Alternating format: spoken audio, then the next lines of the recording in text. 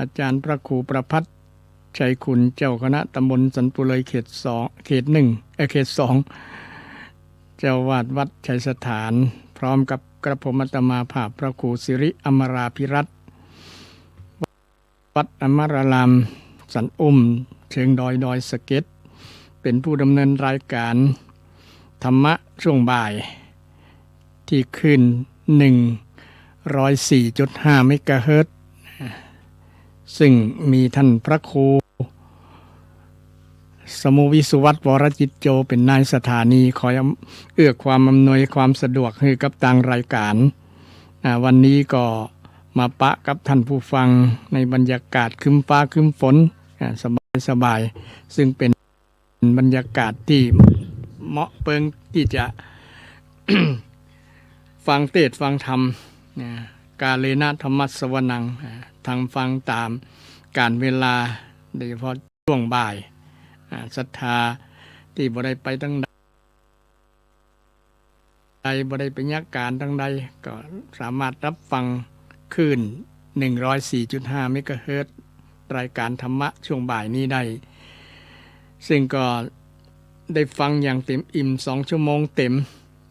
ศรัทธาท่านผู้ฟัง2 ชั่วโมงเต็มตั้งแต่บ่ายโมงถึง3 โมงบ่ายโมงถึง3 โมงหรือว่า13 นาฬิกาถึง15 นาฬิกา2 ชั่วโมงเต็มศรัทธาก็สามารถรับฟังได้ที่คลื่น 104.5 เมกะเฮิรตซ์วัดปลายหินคลื่นพระพุทธศาสนาและวัฒนธรรมคลื่นเพื่อการศึกษาพระพุทธศาสนาและวัฒนธรรมวันนี้ทางรายการก็ได้มีความยินดีนำเอาธรรมะมงคลมาฝากศรัทธาท่านผู้ฟังเช่นเคยจึงก็ จะนำธรรมะหรือว่าพระธรรมวินัยเกี่ยวกับทางพุทธศาสนามามาจาเพื่อเป็นการสั่งสมปัญญาบารมีสั่งสมปัญญาบารมีและบารมีหลายๆอย่างเช่นขันติบารมีคือความอดทนในการที่จะฟังการฟังก็ต้องทนฟังตัว มันเหมือนฟังเพลงเนาะถ้าฟังเพลงนี่มันจะรื่นหู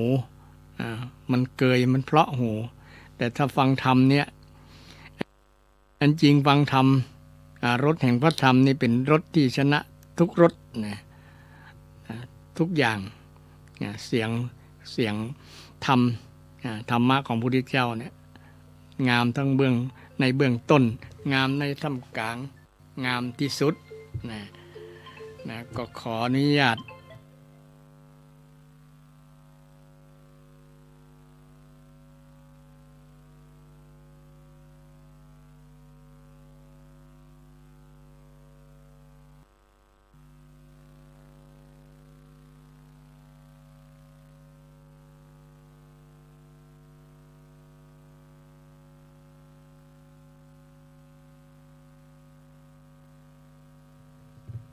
ขอสุมาภัยครับท่านผู้ฟังทั้งหลายกี่ได้ขออนุญาตรับสายโทรศัพท์อย่างว่าแล้วตู้หลวงตู้เจ้าก็มีเป็นคนของประชาชนเนาะประชาชนก็ได้มาปรึกษาหารือมาข้อแนะนำอย่างต่าง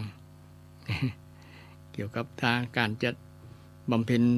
บุญกุศลต่างๆหรือว่ามีปัญหาต่างๆตู้หลวงตู้เจ้าก็เป็นผู้สนองเจตนารมณ์ของศรัทธาที่มาปรึกษาหารือต่างๆเป็นคนของสังคมตะกี้ได้เรื่องการฟังเทศน์ฟังธรรมรสพระธรรมเป็นรสที่ชนะ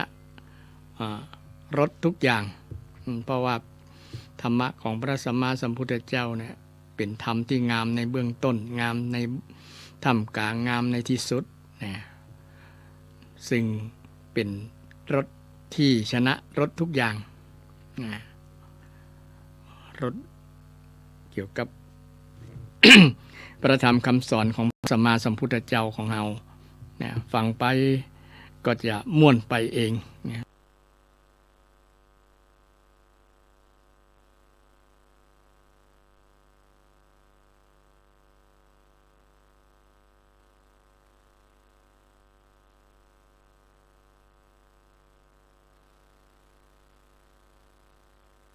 เหมือนฟังเพลงมันม่วนคนละอย่าง ฟังเพลงนี้ลองฟังสัก100 เตือนจะใกล้ทันทีนะแต่ฟังทำ100 เตือนเนี่ยจะบอกใกล้นะจะซึมซับเข้ากำน้อยซึมซับในจิตใจโดยเฉพาะคนที่หุ่มฟังเทศน์ฟังธรรมนะยิ่งฟังไปแล้วเข้าใจเกิดสัมมาทิฏฐิเกิดความรู้ที่ถูกต้องเกิดความเข้าใจที่ถูก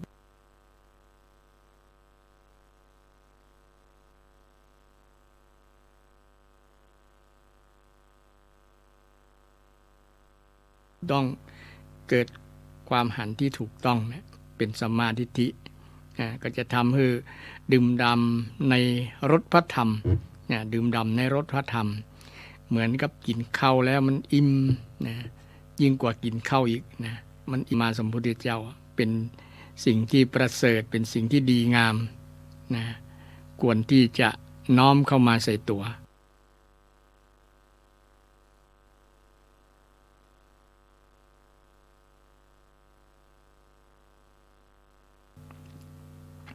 น้อมคำสู่จิตสู่ใจนะนี่เป็นเรื่องธรรมะคำสอนของพระสัมมาสัมพุทธเจ้าว่าด้วยเรื่องทำคำสอนของพระสัมมาสัมพุทธเจ้าบางผู้บางท่านก็มีคำถามอยู่ในจิตใน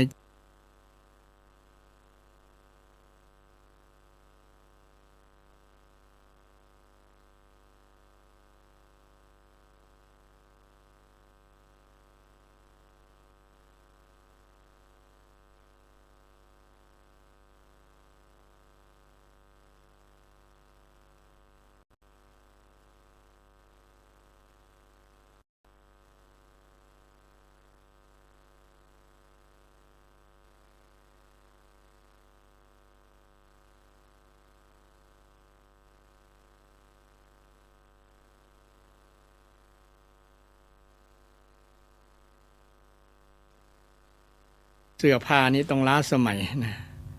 เดี๋ยวก็เปลี่ยนยี่ห้อนั้นเปลี่ยนแบบนั้นแบบนี้นะ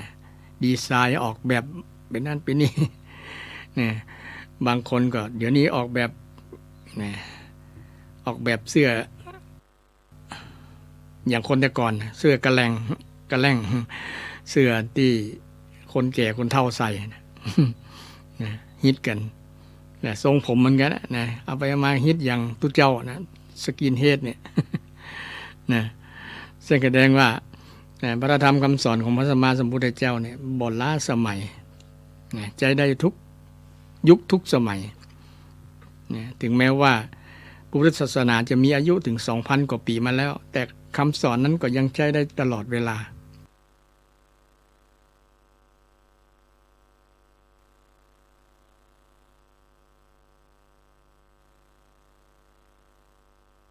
กาลิโกนะเป็นคำตอบหนึ่งที่คนสงสัยว่าพระธรรมคำสอนนะใช้ได้ยังใช้ได้อยู่ก็ยังเป็นประโยชน์อยู่ยังสำคัญต่อการดำเนินชีวิตอยู่ก็นะเป็นคำตอบให้คนที่สงสัยนะเป็นคำตอบ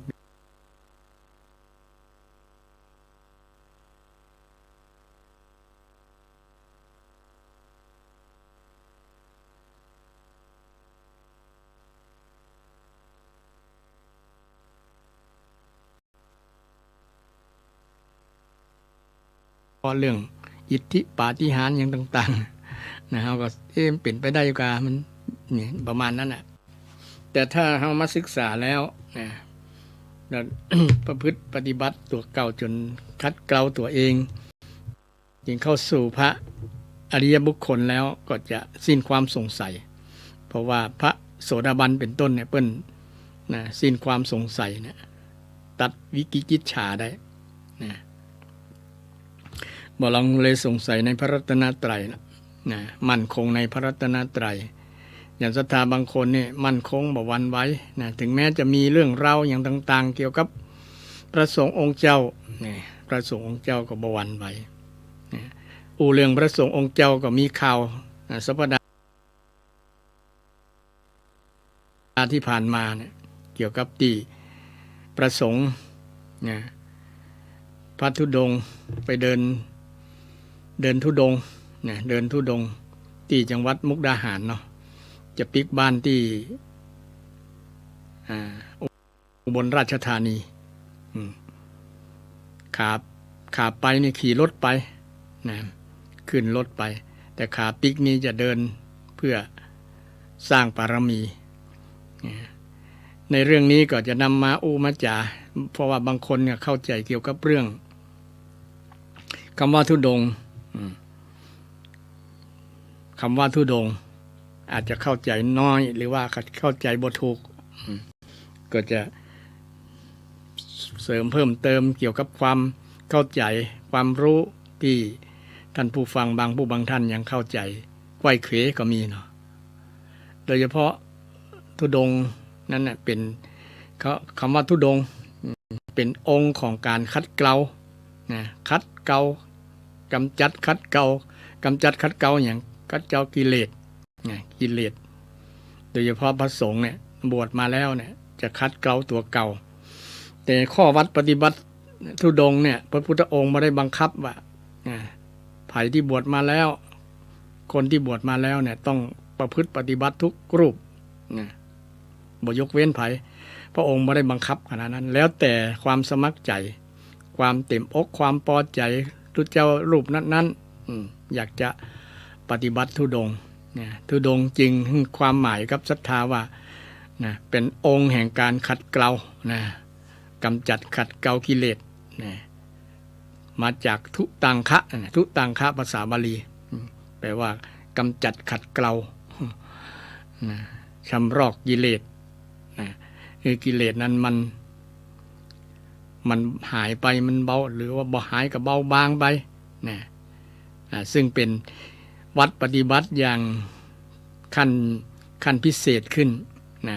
หรือว่าขั้นอุกิจขั้นที่พิเศษเลิศดีขึ้นสำหรับตุเจ้าพระสงฆ์องค์เนรอยากจะประพฤติปฏิบัติก็เป็นสิ่งที่ดีน่าอนุโมทนา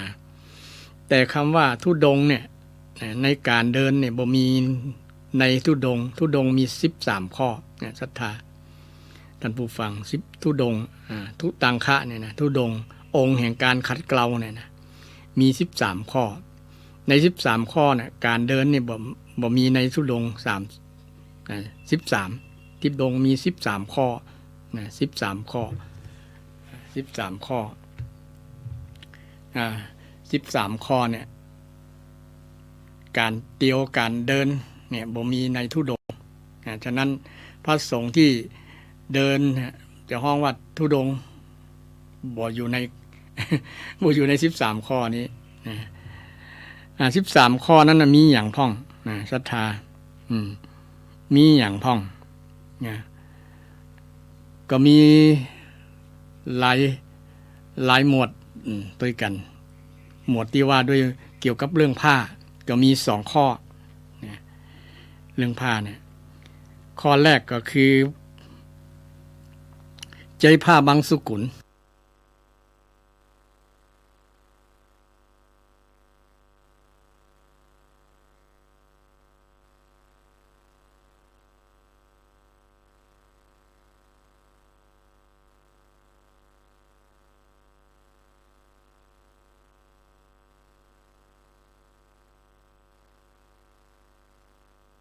ศรัทธาถวายแต่ผ้าบังสุกุลเนี่ยศรัทธาญาติโยมบ่ได้ถวายตุเจ้าไปเซาะเอาคนเดียวผ้าที่เปื้อนฝุ่นอยู่ตามกองยักษ์เยื่อตาม ป่าตามดอยตามอย่างที่เขาขว้างแล้วผ้าที่มันขว้างเขาบ่มีเจ้าของผ้าที่บ่มีเจ้าของตุเจ้าก็ไปนำผ้านั้นมาเย็บมาย้อมมาเย็บเป็นผืนต่อกันผ้าชิ้นเล็กชิ้นน้อยต่อกันนี่เปิ้นเอามาผ้าปังสุกุลศรัทธาได้พอในโซเชียลในมือถือก็จะมีพระบางรูปเปิ้นถือธุดงค์ธุดงควัตรข้อเนี้ยคือใช้ผ้าปังสุกุลบ่รับผ้าที่ศรัทธาถวายบ่รับผ้าที่ศรัทธาถวายคือใจผ้าแต่ก่อนเนี่ยผ้าเนี่ย เป็นสิ่งที่หายาก เนี่ยเป็นสิ่งที่หายากโอ้กว่าจะหาได้มาเป็นผืนนะเซาะเล็กผสมน้อยนะได้ผืนใหญ่พ่องผืนน้อยพ่องมาเย็บเป็นคล้ายๆตารางเป็นนาของชาวมคธเนี่ยที่พระอานนท์ถามพระพุทธเจ้าว่าจะแปลงจีวรแบบอย่างรูปลักษณ์แบบไหนออกดีไซน์ รูปลักษณะของผ้าเนี่ยเป็นจะได้พระองค์ก็บอกเอาแบบนาของชาวมคธเนี่ยนาก็มีให้น้อยพ่องให้ใหญ่พ่องเป็นคันนาขั้นไปให้ใหญ่ให้นะเปิ้นน้องว่าเป็นขันทะเป็นกุฏเป็นขันเป็นส่วนขันเนี่ยนะเป็นชิ้นนะตั้งบนก็มีลังดมลูกดมมีสำหรับเอา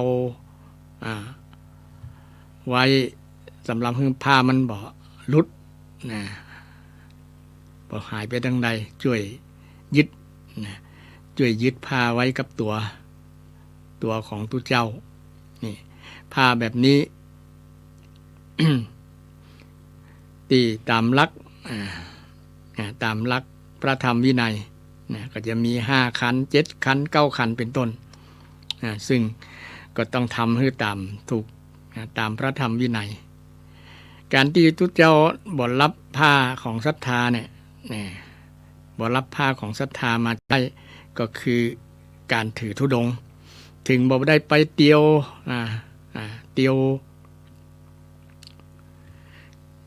ข้างถนนมาอู้ว่า เกี่ยวกับพระที่เขาหันธุดงค์เนี่ยเป็นได้ต้องมาเตียวก็ทางถนนบางคนก็ตำหนิติเตียนตุเจ้าแทนที่จะหันใจเอ็นดูสงสารตุเจ้าเนาะตุเจ้ามามรณภาพตั้ง10 รูป10 ตนเนี่ยแทนที่จะเอ็นดูเปิ้นหรือว่าเป็นสงสารเปิ้นกับบางคนมาเต็มนี้เปิ้นว่าตางมันเป็นที่ตางเตียวของรถบ่ใช่ตางเตียวของตุเจ้าใจคำโอที่คล้ายๆว่าตุเจ้าบ่ฮู้เรื่องฮู้ษาหยังบ่ฮู้ภาษาอย่างนั้นบ่ฮู้เรื่องกฎหมายอันจริงเปิ้นก็ปฏิบัติตามกฎหมายนะศรัทธาท่านผู้ฟังเวลาเปิ้นจะเตียวเนี่ยเปิ้นก็เตียวอยู่บ่ใช่ เปิ้นเตียวขอบแท้ๆหรอเปิ้นเตียวขอบถนนมันจะมีไหล่ถนนมีขอบเนี่ยสำหรับเป็นทางฟุตบาทเนี่ยฟุตบาทก็คือทางเตียวทางที่ใช้เท้าเดินคำว่าถนนเนี่ยมันก็มีสิทธิ์ใจได้กันหมดบอกว่าจะเป็นสัตว์เดรัจฉานก็ยังจะ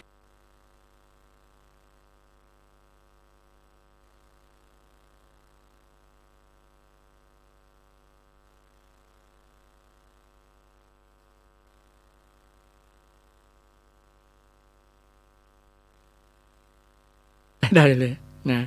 บ่มีกฎหมายห้ามแล้วห้ามหมาวิ่งห้ามหมาเตี้ยวหรือว่าห้ามสัตว์เดรัจฉานเพิ่นก็สามารถจะเตี้ยวได้แต่ว่ามันจะอันตรายบ่ได้อันตรายแต่พระสงฆ์เจ้าเนี่ยเฮาเตี้ยวก็เตี้ยวตั้งที่มันต่างส่วนกันกับรถตาเตี้ยวย้อนสอนเนี่ยนะแต่ว่าเตี้ยวขอบในหลักกฎหมายกับพระสงฆ์ก็ปฏิบัติตามกฎหมายจราจรปี2522นะท่านผู้คนที่รู้กฎหมายก็คงจะทราบดีว่า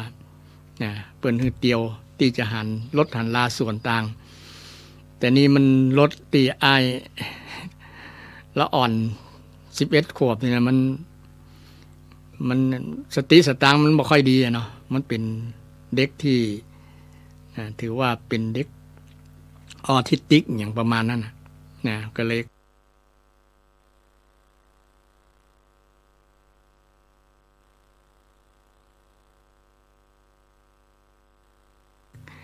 ใจความเร็วใจบ่ระมัดระวังเนี่ยนะเอาความมันเอาความคงจะเคยไปดูใน TikTok ในมือถืออย่างนี้เกี่ยวกับการเกมเล่นเกมขับรถอย่างประมาณนั้นก็เลยเอาอย่างประมาณเฮียนอย่างทำให้อาการเฮียนพฤติกรรมเฮียนอย่างแล้วที่เป็นอันตรายต่อ ผู้คน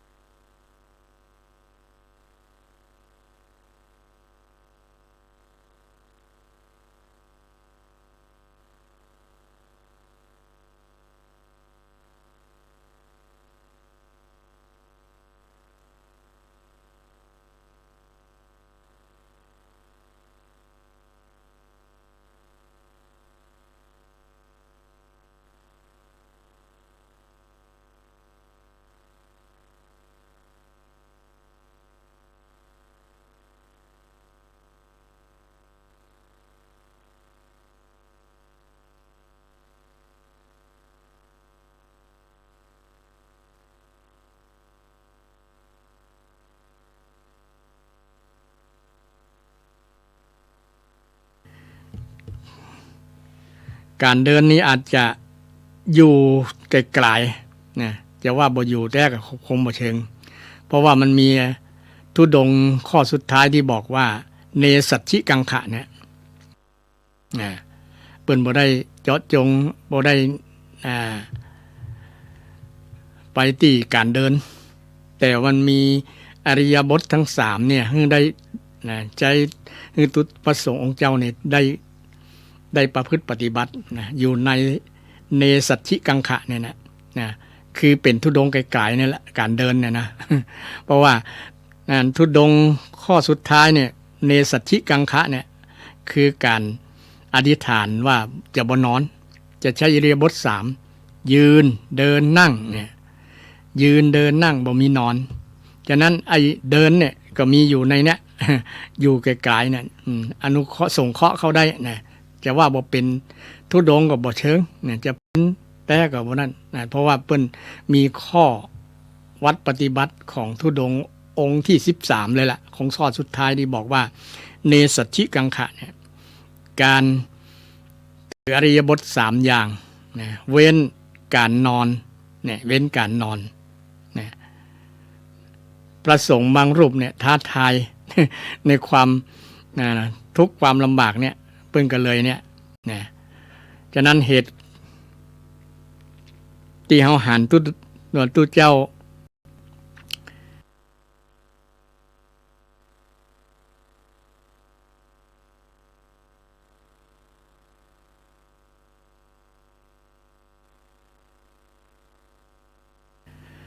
ตุเจ้าไปเดินนะจะกล่าวโดยเต็มปากเต็มคำว่าเป็นธุดงค์ก็บ่เชิงจะบ่เป็นก็บ่ใช่นะก็คือถ้าจะอนุเคราะห์เข้าในข้อที่13เนี่ยที่เดินจงกรมเดินธุดงค์นะที่เฮาหันตุเจ้าเตียวข้างถนนข้างทางนะโดยเฉพาะทางที่เป็นทางลำบากนะเดี๋ยวนี้มันความเจริญในการสร้างถนนแปลงถนนหนทางเนี่ยมันก็จะเจริญไปเนาะนะก็ตุเจ้าก็ต้องอาศัยนี่นะเพราะว่าจะไปเตียวอย่างในป่าในน้อยมันก็เป็นอันตรายอย่างที่กล่าวนะเดี๋ยวนี้มีอันตรายบ่เฉพาะอันตรายกษัตริย์อย่างเดียวกับคนตัวกันเนี่ยนะแม้แต่ทหาร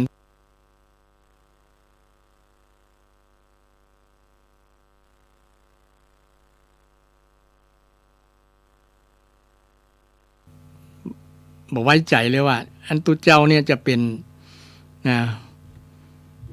ปลอมตัวมาบวชขนยาบ้ายาอีก็ประมาณนั้นนะเพราะว่ามันช่วงที่ยาอียาบ้ามันขายดีเนาะหมู่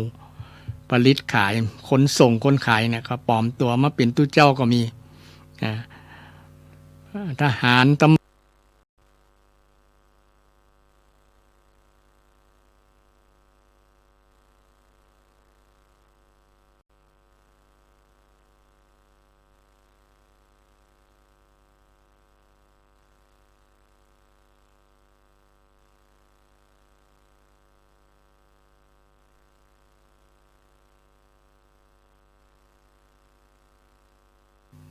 ปฏิเสธก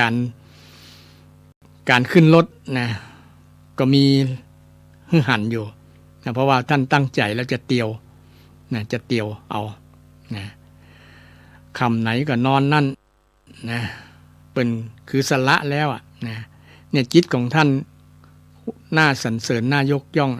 แต่ท่านผู้ฟังทั้งหลายนะไผที่ทำได้ก็ถือว่าท่านทำข้อวัดปฏิบัติอย่างดีอย่างเยี่ยมเนี่ยอย่างน่าอนุโมทนาสาธุกับท่านเนี่ยบ่ควรมาตำหนิติเตียนท่านสาเหตุที่ท่านมรณภาพก็คำตอบก็คือมันเป็นกรรมเนี่ยในอดีตที่เฮา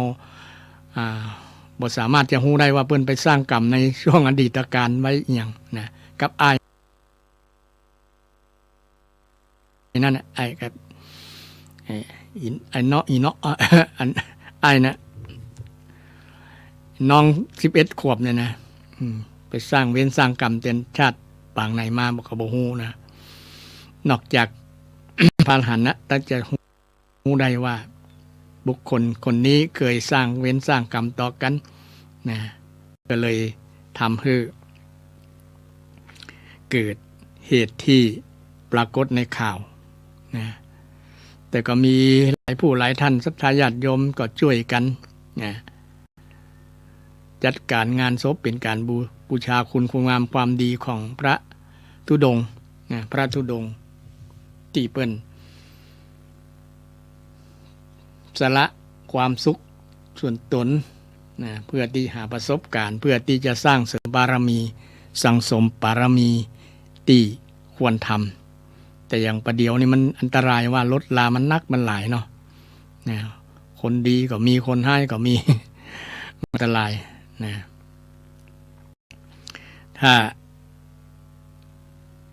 ถ้าอยากปฏิบัติก็ต้องหาเส้นทางที่มันลดบ่นักบ่หลายนะจริงถ้ามันถึงเหตุมันมีเหตุมีปัจจัยจะได้มรณภาพจะได้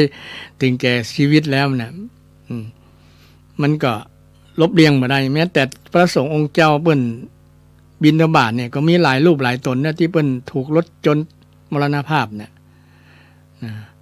ตัวไป1บินบาทไปที่1นะหลายที่นะเชียงใหม่ของเฮานี่ก็มีหลายนะมีหลายรูปที่ได้ยินข่าวนะยินข่าวเพราะว่ามันรถลาบัดเดียวนะมันนักมันหลายเนาะและหำอย่างมันอาจจะอย่างมีบางตาบ่หันนะ คนขับก็เหมือนกันบังตาอย่างไอ้น้องน่ะเนาะมันจะยังมีอย่างบังตามันบ่หันนะบ่หันถ้ามันหันก็คงจะหักลบละเนาะ นะคงจะมีอย่างบังตามันนะบังตาเนี่ยเรื่องของกรรมแล้วล่ะศรัทธายกไปเรื่องกรรมนะเรื่องของเวรของกรรมเราก็ได้เจริญอุเบกขาธรรมนะเจริญอุเบกขาธรรมคือเฉยกับสิ่งที่เขาจะต้องเสียใจนะและเฉยกับสิ่งที่เขาจะบางคนอาจจะเคยมีความพิษต่อกันอาจจะมีการสมน้ำหน้ากันเป็นต้นเปิ้งสมน้ำหน้านะ ตายเฮียก็ดีมรณภาพไปอย่างดีนะแต่คนเคยสร้างเวรสร้างกรรมต่อกันนะก็จะแจ้งนะจะสมน้ำหน้านะลักษณะนี้ก็เป็นการเนี่ยห้องวัดปฏิบัติธรรมผิดทางนะใจธรรมผิดทางนะแทนที่จะใช้อุเบกขาไปใช้ยินดีให้ที่เขาตายแล้วนะ ยินดีที่ตุเจ้าตายไปใช้มุทิตานะใช้ผิดประเภทใช้ผิดอย่างนะใช้ผิดเวลา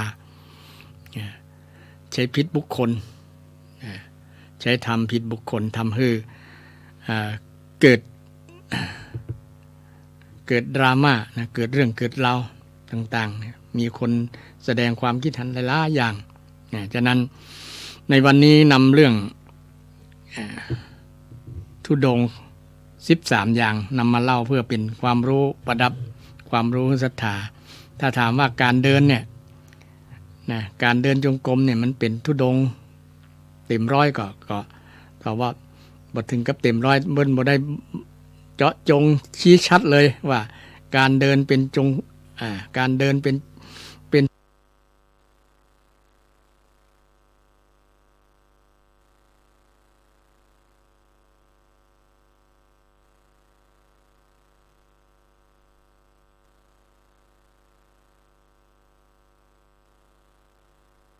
ธุดงควัตรนี่การเดินแต่มันมีอยู่ในข้อ13อย่างที่กล่าวนะเปิ้นจะอธิษฐานการเดินการนั่งการยืนการเดินนั่งยืนเดินนั่งยืนเดินบ่มีนอนอริยสัจอริยบทอิริยาบถ4อย่างเว้นอย่างหนึ่งคือบ่นอนเปิ้นอธิษฐานว่าบ่นอนการอธิษฐานว่าบ่นอนก็คือตั้งสัจจะว่าจะเดินจะนั่งจะเดินจะนั่งและเตียวยืนยืนเดินนั่งยืนเดินนั่งบ่นอนยืนเดินนั่งยืนเมินก็เมื่อยก็มานั่งเมินเมื่อยก็ยืน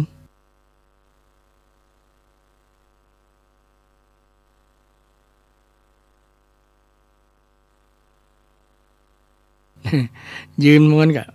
เมื่อยก็เดินต่อนี่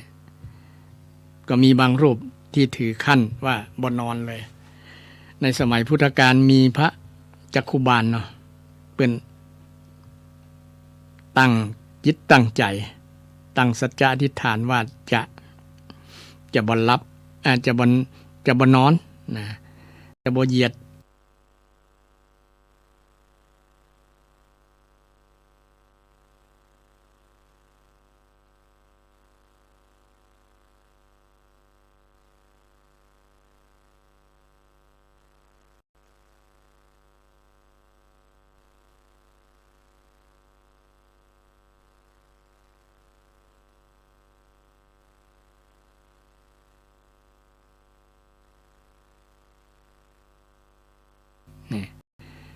ก็มี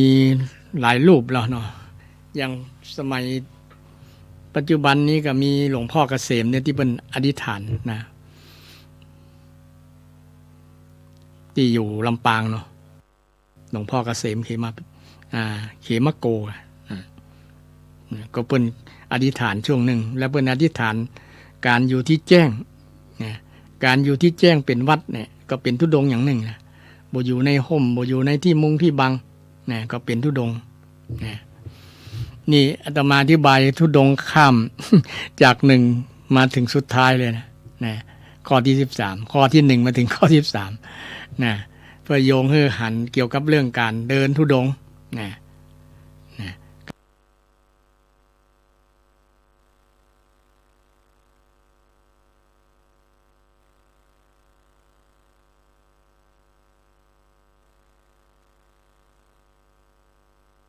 ถึงแม้ธุดงค์ที่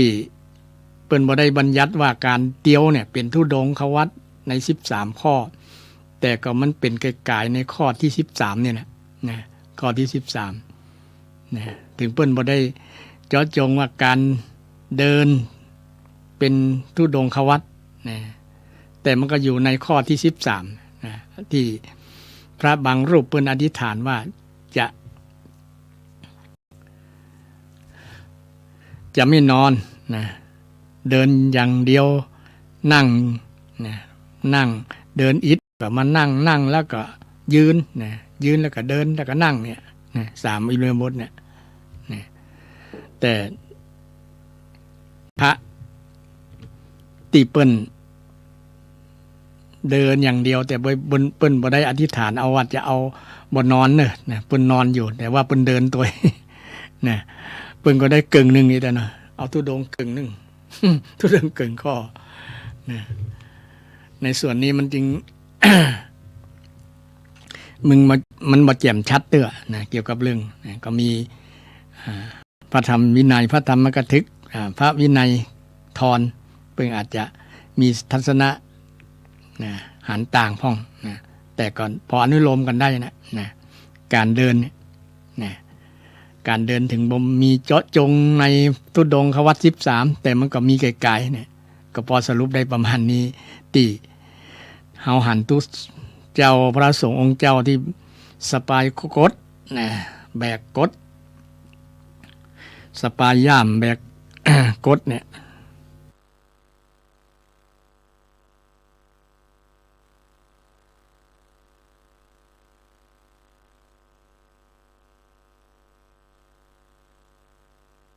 เดินข้างถนนบางเตื้อก็หันอยู่กลางต้งกลางนาเนี่ยลัดตรงลัดนาไป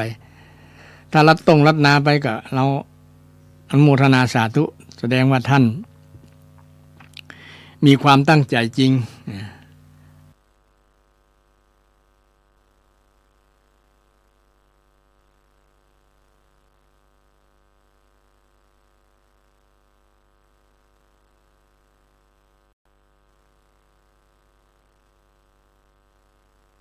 ไปทางนั้นบ่อยนะโดยเฉพาะเขตชายแดนลาวพม่าเขมร แต่เดี๋ยวนี้ตุเจ้าจะไปโตข้างๆเขตชายแดนเป็นอันตรายยิ่งมีข้อพิพาทเกี่ยวกับเรื่องสงครามเขมรกับไทยเนี่ยยิ่งอันตรายใหญ่ ดังนั้นจึงผม จึงบ่เอื้ออำนวยในการจะเดินข้างๆขอบชายแดนระหว่างประเทศมันจะเป็นอันตรายต่อชีวิตถูกลูกหลงถูกลูกระเบิด มรณภาพไปอาจจะมีและตีศรัทธาบางผู้บางท่านคำถามในหลายอย่างเกี่ยวกับเรื่องนี้เรื่องธุดงค์ก็จะได้นำมาตะกี้อ้วแล้วธุดงค์มี13ข้อแรกคือการถือผ้าบังสุกุลเป็นวัด ขอสุมาภัยการถือผ้าธุดงค์การถือผ้าบังสุกุลเป็นธุดงค์อย่างหนึ่งที่ได้กล่าวเบื้องต้นว่าเป็นผ้าที่บ่มีเจ้าของผ้าเปื้อนฝุ่นที่พระสงฆ์รูปนั้นเปิ้นต้องการจะเสาะผ้าคนเดียวบ่ต้องไปเดือดร้อนศรัทธาซื้อมาถวายนะแต่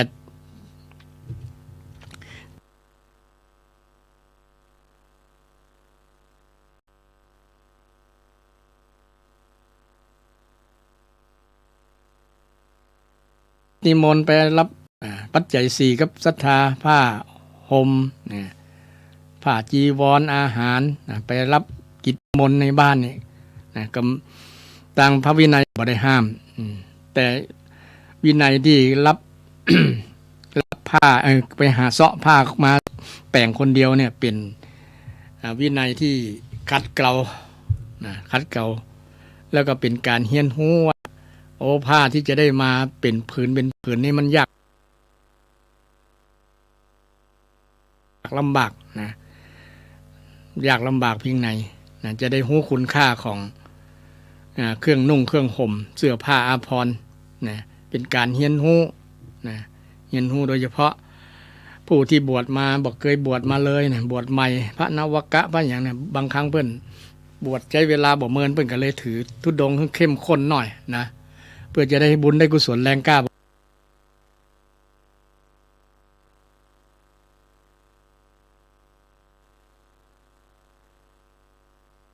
ประมาณนั้นผลพอได้ก็คือได้ความอดทนได้บารมีต่างๆวิริยะบารมีความเพียรได้ความอดทนได้ฝึกฝนได้ประสบการณ์ต่างๆบางที่บางแห่งเพิ่นพาธุดงค์เดินไปตามบ้านตามโดยเฉพาะบ้านที่บ่ใช่คนพุทธจะ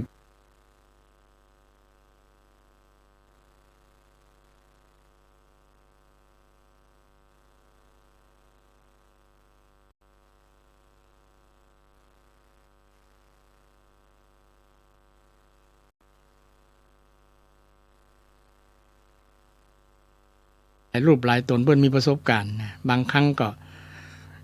แทบเอาตัวบ่รอดแทบเอาตัวบ่รอดบางรูปบางองค์ไปมรณภาพอยู่ในถ้ำเนี่ยเนาะเพราะว่าเข้าไปลึกแล้วมันบ่มีอากาศหายใจไปนั่งสมาธิอากาศมันน้อยมันก็เลยทำให้มรณภาพในนั้นมีหรือว่าไปเข้าฌาน ไปเข้าฌานสมาบัติเลยลวดไปก็มีบางรูปนะตัวแข็งทื่ออยู่หั่นนะโป้จน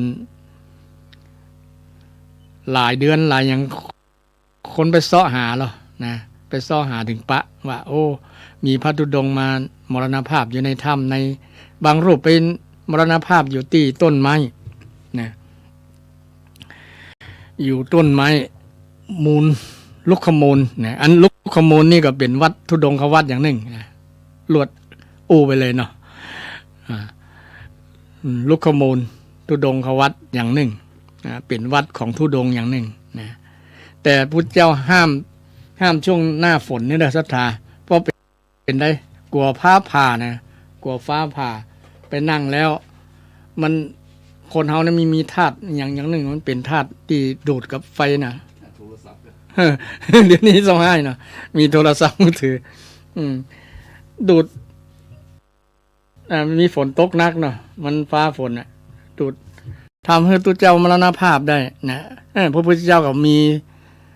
สัพพัญญูเพิ่นรู้นะเพิ่นรู้ว่าอย่างจะเกิดเพิ่นก็เลยห้ามว่าตัวเจ้าห้ามไปอยู่โคนต้นไม้ยามหน้าฝน3 เดือน 4 เดือนเนี่ยห้ามไปอยู่เนี่ยช่วงเนี้ยนะช่วงเนี้ยห้ามไปธุดงค์ไปนั่งลุกขมูลอยู่โคนต้นไม้เนี่ยมาในวินัยเพิ่นห้ามถ้าตัวเจ้าตนได้ฝืนเนี่ยก็ผิดวินัยนะ เพราะว่าเพิ่นเป็นห่วงในความปรารถนาดีบ่อยากบ่ใครให้ตัวเจ้าเนี่ยได้รับอันตรายถึงแก่ชีวิตถึงแก่มรณภาพฉะนั้นการอยู่โคนต้นไม้เป็นวัดก็เป็นธุดงค์อย่างหนึ่งต้องอยู่พระช่วงฤดูหนาวเป็นต้นไปเนาะฤดูหนาวถึงฤดูร้อนประมาณ8 เดือน8 เดือนอยู่ได้4 เดือนนี่ในพรรษานี้ต้องห้ามยกเว้นอยู่เป็นลักเป็นแหล่งเนี่ยอยู่วัดใดวัดหนึ่งอยู่สำนักใดสำนักหนึ่งเนี่ยเป็นกำหนดเธอต้องจำพรรษาส่วนหนึ่งนั่นที่จำพรรษาก็เนี่ย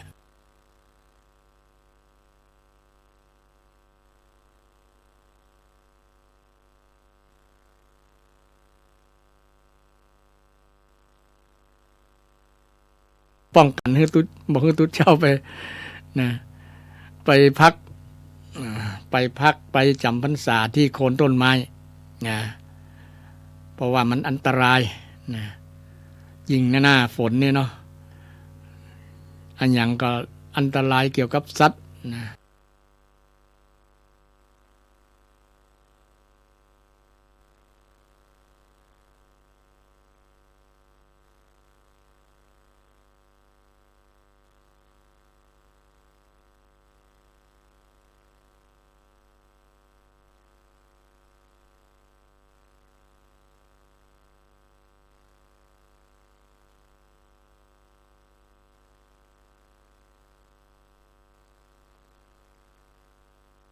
เป็นวัดเป็นการวัดใจอย่างหนึ่งศรัทธาวัดใจนี้ต้องยอมเนี่ยนะยอมท่านตีไปธุดงค์นะถือว่าท่านใจเด็ดนะใจเด็ดใจกล้านะกล้าเพื่อไปสัมผัสกับธรรมชาตินะธรรมชาติโดยเฉพาะจิตใจตัวเก่าจริงๆก็จะมีความกลัวผีกลัวสัตว์กลัวอย่างต่างๆเนี่ยมันเป็นการวัดใจอย่างหนึ่งนะ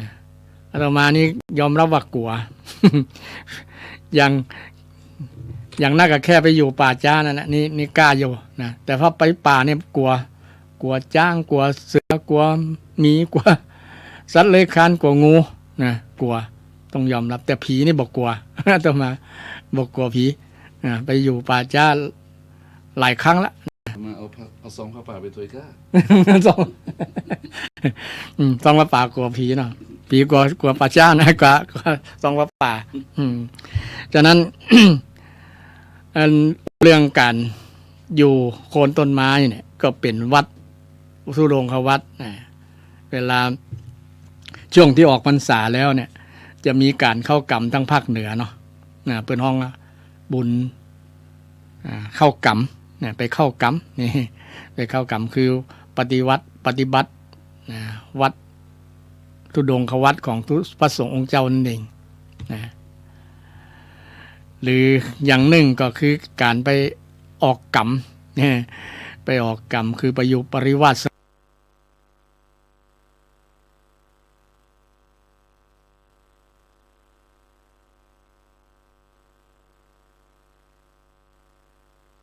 อย่างออกพรรษาแล้วนะอันนั้นเป็นเรื่องอย่างหนึ่งบ่เกี่ยวกับธุดงค์ เพราะว่าไปสารภาพผิดพระสงฆ์ที่ไปทำผิดที่ขั้นเกือบรุนแรงนะไปต้องสังฆาทิเศษเนี่ยพระสงฆ์จะต้องไปอยู่กรรมชดใช้ปริวาสแปลว่าไปอยู่รอบปริแปลว่ารอบวาสะแปลว่าการอยู่รอบอยู่ให้ครบใช้เป็นว่าทำโทษตัวเก่าลงโทษตัวเก่าโดยมีพระสงฆ์เป็นผู้เป็นพยานหลักฐานว่ารูปนี้เปิ้นประพฤติวัดปฏิบัติธรรมอยู่นับราตรีอยู่วัดครบแล้วนะก็จะรับรองกันโดยมีอาจารย์เปิ้นอาจารย์วัดเนาะเปิ้นรับรองอันนั้นเป็นการอยู่ปริวาสแต่การ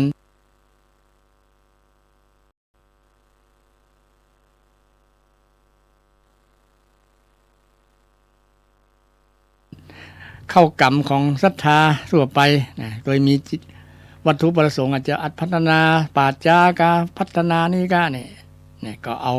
ข้อวัดปฏิบัติของทุดงเนี่ยส่วนหนึ่งเนี่ยเปิดห้องว่าลุกขมูลเนี่ยลุกขมูลคือการอยู่ต้นไม้คือตุประสงค์เนี่ยมาบำเพ็ญทุดงควัดเนี่ยลุกขมูล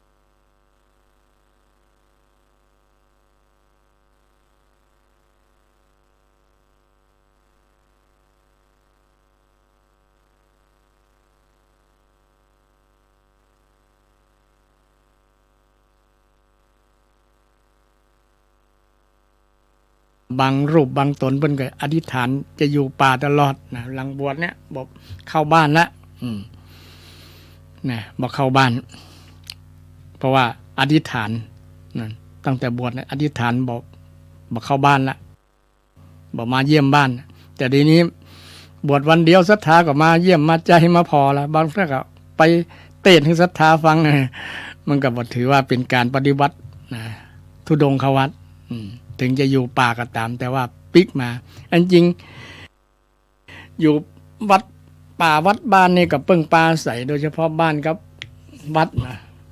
ถึงแม้จะอยู่ป่าก็ต้องมากุมบาตรอยู่วัดอยู่บ้านเหมือนกันเหมือนเดิมแหละ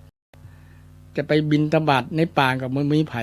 นะศรัทธาญาติโยมที่ไหนจะมีนะก็ต้องไปบิณฑบาตที่บ้านก็ต้องเปิ้งปลาใส่บ้านแต่วัดป่านั้นมันเป็นสถานที่สัปปายะมันสงบเงียบมันเปิงควรที่จะปฏิบัติปฏิบัติธรรมโดยเฉพาะประพฤติธุดงควัตเนี่ยศรัทธามันสะดวกมันง่ายนะบ่มีพลุกพล่านด้วยผู้คนบ่หลายแต่เดี๋ยวนี้บางที่บางแห่งกลายเป็นแหล่งท่องเที่ยวก็มี เพราะว่าคนอยากจะไปนะไปหันไปดูว่า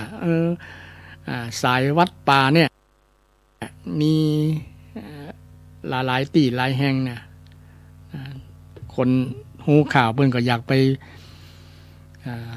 ปหันนะไปกราบไปนมัสการนะยิ่งครูบาอาจารย์พระสงฆ์องค์เจ้าที่เปิ้น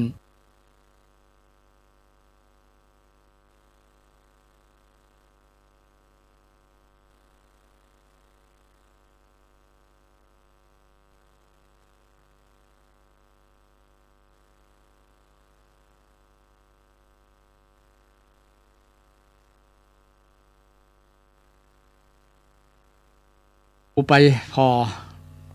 ไปทัศนะไปได้ไปหันกับตาเนี่ย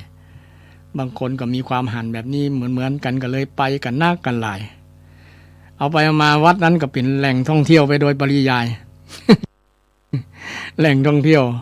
มากด้วยผู้คนเนี่ยวัดป่าก็กลายเป็นวัดที่มีคนนักคนหลายก็เป็นยิ่งกว่าวัดบ้านต่างหากนะเพราะว่าเกิดด้วยแรงศรัทธาที่ศรัทธาไปนะอันนี้ก็มาจากพระสงฆ์องค์เจ้าที่เปิ้นมีข้อวัดปฏิบัติดี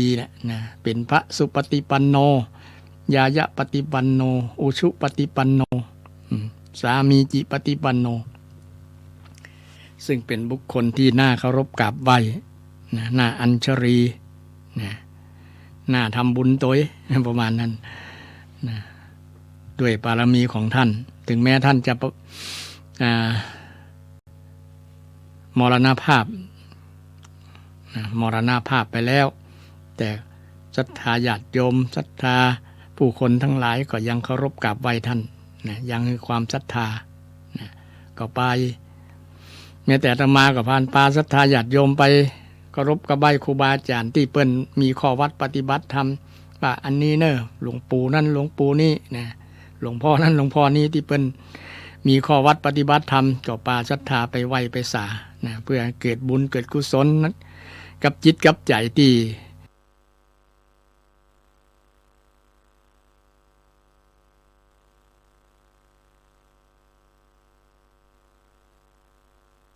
ญาติโยมได้ไปหันนะก็จะได้เป็นการ สั่งสมคุณงามความดีสร้างบารมีนึกถึงคุณงามความดีของครูบาอาจารย์เนี่ยตะกี้เรื่อง ธุดงควัต13 ข้อก็ข้ามยางไปหลายๆข้อนะมันบ่เรียงกันนะสตาบ่เรียงกันตะกี้เรื่องข้อที่1ก็โยงไปถึงข้อที่9ที่8ที่10อย่างประมาณนั้นนะก็จะซ้ำไปกับบ่เป็นอย่างเนาะเพื่อศรัทธาญาติโยมว่าธุดงค์นั้นมี13 ข้อนะข้อแรกเกี่ยวกับเรื่องผ้ามี2ผ้า1ผ้าบางสุกุล2ผ้าที่ตุเจ้าจะอธิษฐาน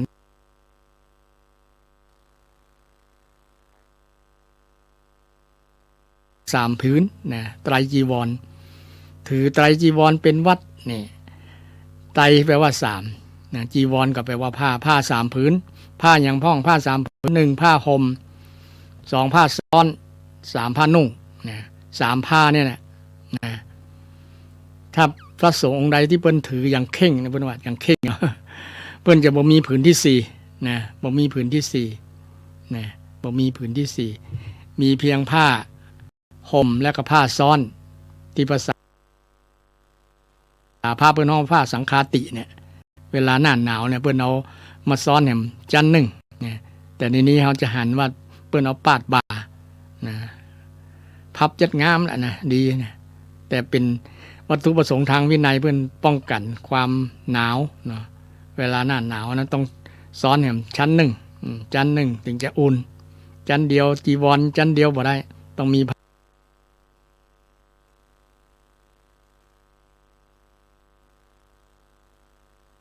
ผ้าซ้อนผ้าห่มผืนที่สองนะผ้าผืนที่สามก็คือผ้าสบงนะผ้านุ่งนะผ้านุ่งอังสะบอกมีเนอะอังสะที่เป็นเสื้อทุเจ้าเนี่ยนะในสามผืนเนี่ยนะมีแค่พันจีวรผ้าสังฆาตินะผ้าซ้อนและผ้านุ่งเนี่ย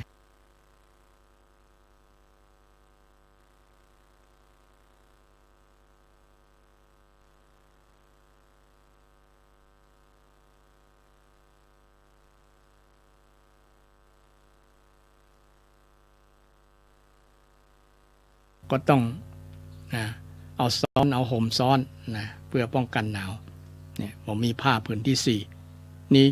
เป็นวัดข้อปฏิบัติที่เป็นห้องธุดงค์ศรัทธาเกี่ยวกับผ้ามีสองอย่าง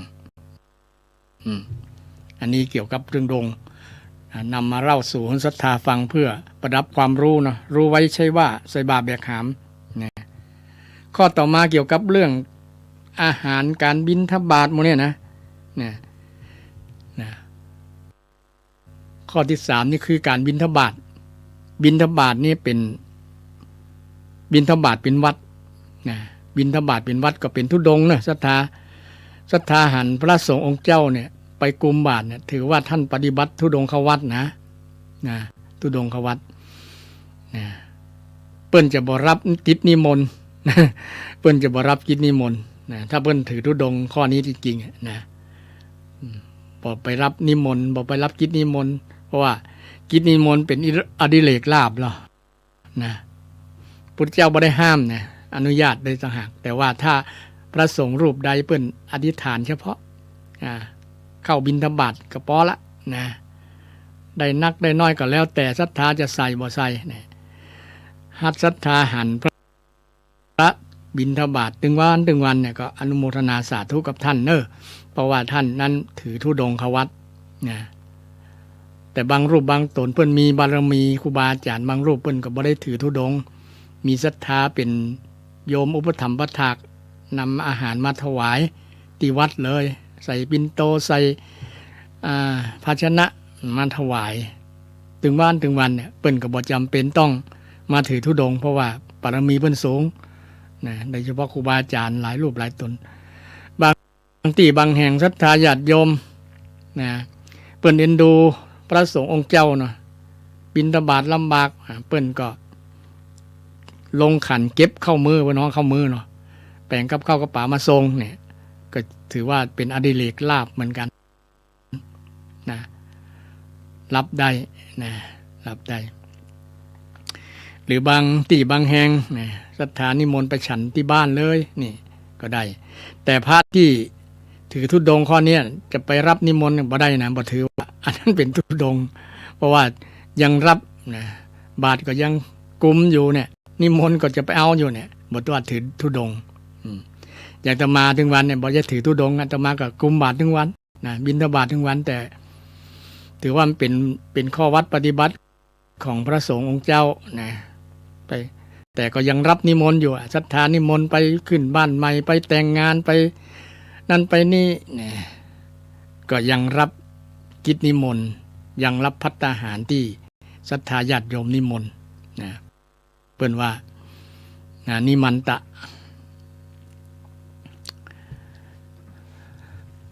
พัดนิมันตนัดนะพัดที่เกิดในการนิมนต์นะเกิดจากการนิมนต์พระไปรับไปฉันเพลฉันเจ้าอย่างต่างๆนะ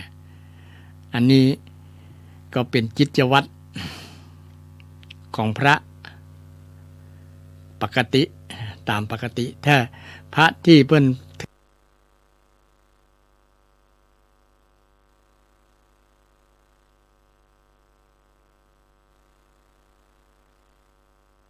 คือ เปิ้นไปรับนิมนต์บิณฑบาตกินในบาตรอย่างเดียวนะกินในบาตรก็เป็นข้อวัดอย่างหนึงเนี่ยแยกบิณฑบาตยังบ่พอนะบิณฑบาตเป็นวัดแล้วก็มาฉันในบาตรเป็นวัดเนี่ยแหม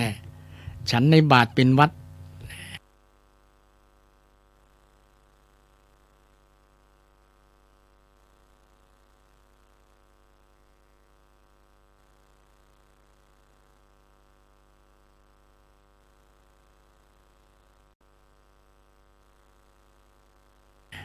ฉันบาตรนะเอากับข้าวกับป่าเอาหวานเนี่ยนะอยู่ในบาตรหมดอ่ะนะบ่มีจ้องอย่างเอามือเนี่ยนะ ตั้งกิมตั้งหวานก็อยู่ในหันหมดอ่ะ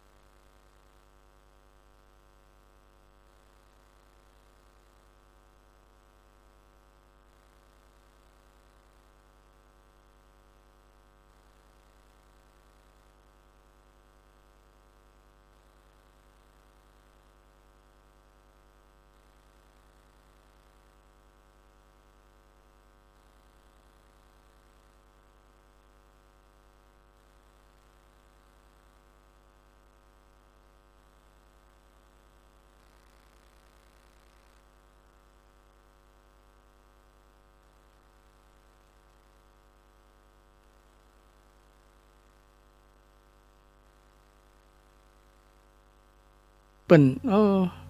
นะมันไกลนี่บ้านนั้นคนจนใส่กับข้าวบ่ล้ำ บ่ได้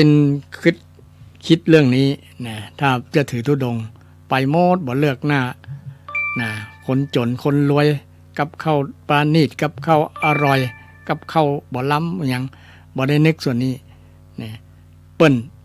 ยึดหลักข้อวัดธุดงควัดนี่ศรัทธาลองสังเกตว่ามีตุเจ้ารูปใดพ่องที่เปิ้น ถือธุดงค์ข้อนี้นะคือไปทุกที่ทุกแห่งแม้แต่ถิ่นของคนตากศาสนิกเนี่ยก็ยังไปได้นะถ้าเปิ้นนิมนต์อันนี้มีนะศรัทธาที่ประเทศอินโดนีเซียนะประเทศอินโดนีเซียมีคนอิสลามนับถือนักนะ200 กว่าล้านคนนะแต่แต่ก่อนส่วนหนึ่งมันมีนะโดยเฉพาะบุโรพุทโธเนี่ยแถวเขตนั้นเป็นแต่ก่อนมีคนนับถือพุทธนักลูกหลานคนรุ่นนั้นคนรุ่นเก่านะลูกหลานบรรพบุรุษทั้งหลายของ ที่มีบรรพบุรุษเคยเป็นพุทธมาแต่เดี๋ยวนี้เขานับถืออิสลามก็ยังมีความอาลัยความผูกพันเกี่ยวกับเรื่องมูนี้นะเรื่องวัฒนธรรมเรื่องประเพณีการนับถือศาสนายังอยู่ในคิดในใจเขาถึงเขาจะมีผ้าอย่างเปิ้นผ้าโพกหัวผ้าอย่างนี้นะเปิ้นก็ยังศรัทธาในพุทธศาสนาเปิ้นก็ยังใส่บาตรเปิ้นได้ใส่บาตรแล้วเปิ้นมีความสุขเปิ้นให้นะปีที่แล้วเนี่ยอาตมาได้หันปัดผ้าเป็นภาพประทับใจคนอิสลามไม่เป็นข้อเป็นสิ่งหนึ่งที่ทำให้เกิดความคิดในใจว่าถ้า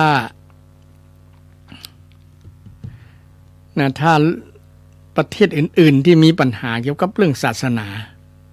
เนี่ยถ้ามา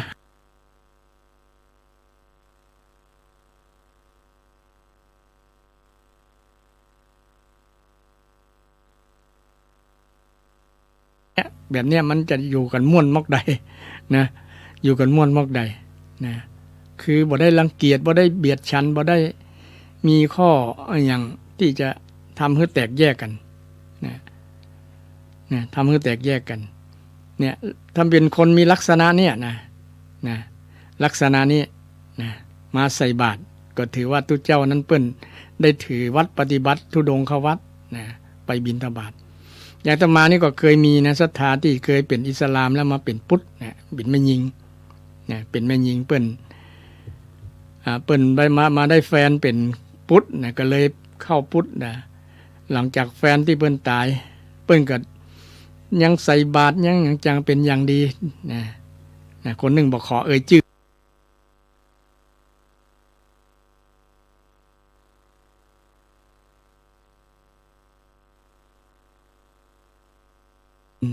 ว่าได้ทำบุญแล้วม่วนอกม่วนใจได้ใส่บาตรแล้ว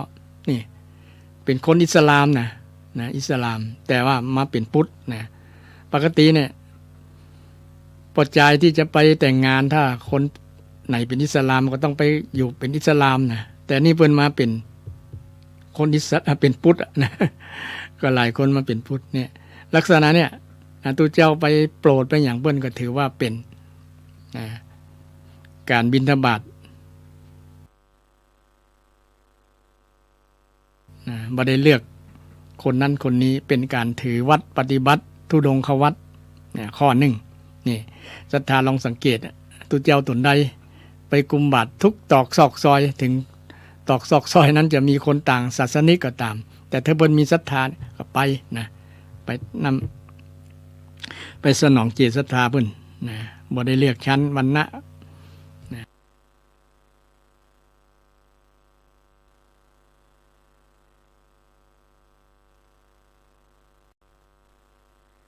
เพิ่นจะใส่อาหารบ่ถูกปากบ่ล้ำบ่หยังเนี่ยไปเพื่อสนองเจตนาศรัทธาของญาติโยมก็เป็นข้อวัดปฏิบัติที่ห้องวัดธุดงควัดนะศรัทธาธุดงควัดตุเจ้ากุมบาตรเนี่ยนะไปตามตอกซอกซอยเนี่ยก็เป็นธุดงควัดนี่ต่อมาข้อที่5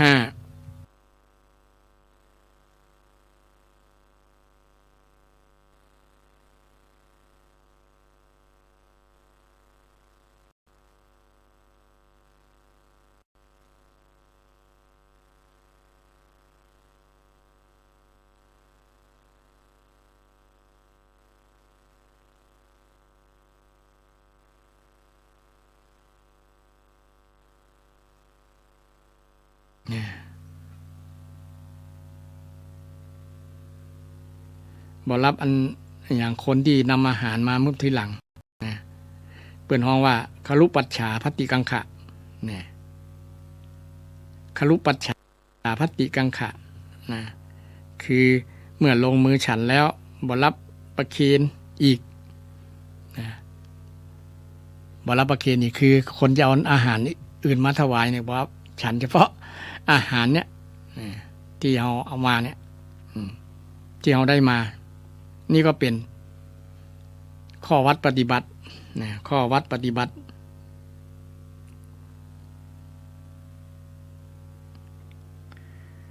ฉันในบาตรจะว่าไปแล้วเนาะ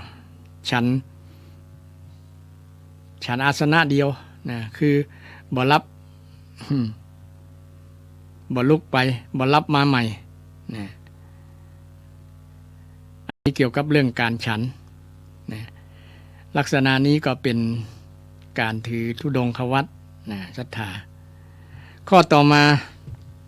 เกี่ยวกับการอยู่ป่าด้วยนะตะกี้ได้อูมาก่อนหน้านี้แล้วเนาะนะเปิ้นฮ้องอารัญญิกังขะเนี่ยอยู่ป่าเป็นวัดนะอยู่ป่าเป็นวัดจะบอกเข้าไปพักในหมู่บ้านเลยนะแต่ก็บางรูปบางตนเปิ้นบวชอยู่วัดบ้านแล้วนะแต่เปิ้นไปถือข้อวัดปฏิบัติเนี่ยจะอยู่ป่านะแต่ได้อยู่ป่าก็อันตรายนะอันตรายหลายอย่างถ้าไปแปลงสำนักอยู่ย่องสำให้เนี่ยจะมีคดี มีความเสี่ยงในการจะผิดกฎหมายนะไปบุกรุกสถานที่ป่าสงวนก็ป่าอนุรักษ์อย่างต่างๆเนี่ยก็มีข่าวมาหลายวัดหลายวาหรอนะที่ไปเปิ่นไปปักหลักปักฐานอยู่ที่ป่าถึงจะเป็นป่าเสื่อมโทรมก็ตามเดี๋ยวนี้มันมีกฎหมายบ้านเมืองควบคุมนะทุกคนบอกว่าจะเป็นพระสงฆ์องค์เจ้านะควบมุดเนาะตามหลักพระธรรมวินัยเนี่ยถือว่าพุทธเจ้าไปอยู่แบบนั้นก็บ่ผิดนะแต่เดี๋ยวนี้มันต้องยึดเอาหลักของกฎหมายบ้านเมืองตัวเนาะนะกฎหมายบ้านเมืองมหันเดี๋ยวพุทธเจ้าจะไปถือวิสาสะเอา อ้างพระธรรมวินัยไปยึดนั่นยึดนี่นะครับไปแปลงนั้นแปลงนี้ก็มีปัญหาตัวมานะแต่ที่จะเป็นป่ากลายเป็นที่เจริญแปลงนั้นแปลงนี้นะเพิ่ม ตามหลักจริงๆพระธรรมวินัยเปิ้นก็ควบคุมได้อยู่นะส่วนหนึ่งเช่นจะแปลงอย่างไรต้องมีประสงค์องค์เจ้าได้หันดีหันงามตัว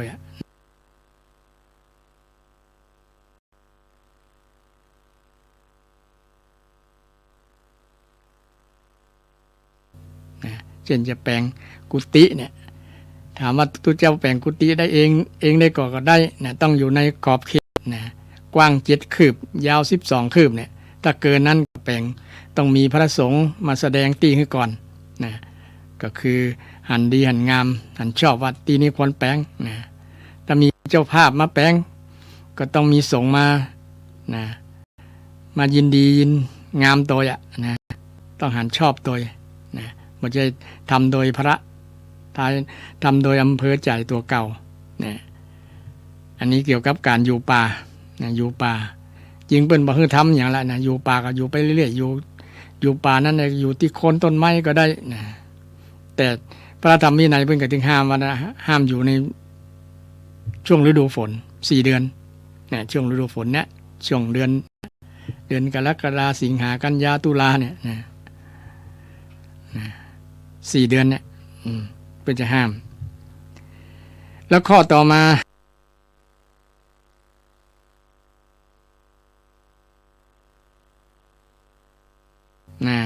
ลูกขมูลลูกขมูลอยู่โคนต้นไม้เป็นว่าในมีกฎระเบียบว่า1 ต้นไม้นั้นต้องอยู่ในเขตแดน2 ประเทศนะเพิ่นยกเว้นนะถ้าต้นไม้อยู่เขตแดนน่ะเป็นเส้นแบ่งเขตแบ่งอย่างนี้นี่อันตรายเดี๋ยวจะเจอลูกหลงนะทหารจะนะนึกว่าข้าศึกศัตรูมาข้ามเขตข้ามแดนนะมายึดครองนะจะเป็นอันตรายต่อจุดเจ้าเพิ่นก็เลยห้ามอยู่ต้นไม้ที่เป็นที่อยู่ระหว่างเขตแดนกึ่งกลางเป็นเขตเป็นแดนเลยแหละนะเป็นสีมาเลยนะต้นไม้ที่มีคนนับถือนะเพิ่นก็บ่ให้อยู่เพราะว่าแต่สมัยแต่ก่อนเนี่ยมันก็มีคนไปปูจาต้นไม้นะจะเดือดร้อน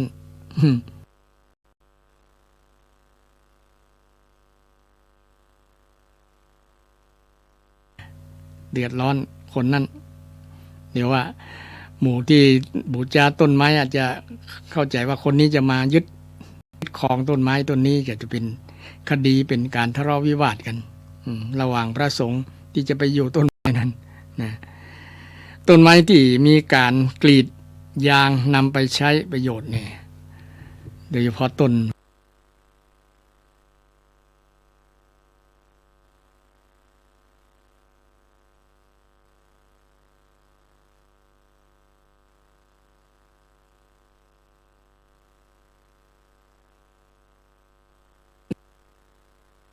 มากินนะก็จะมีข้อพิพาทระหว่างพระสงฆ์เจ้าที่ไปอยู่ต้นนั้นนะ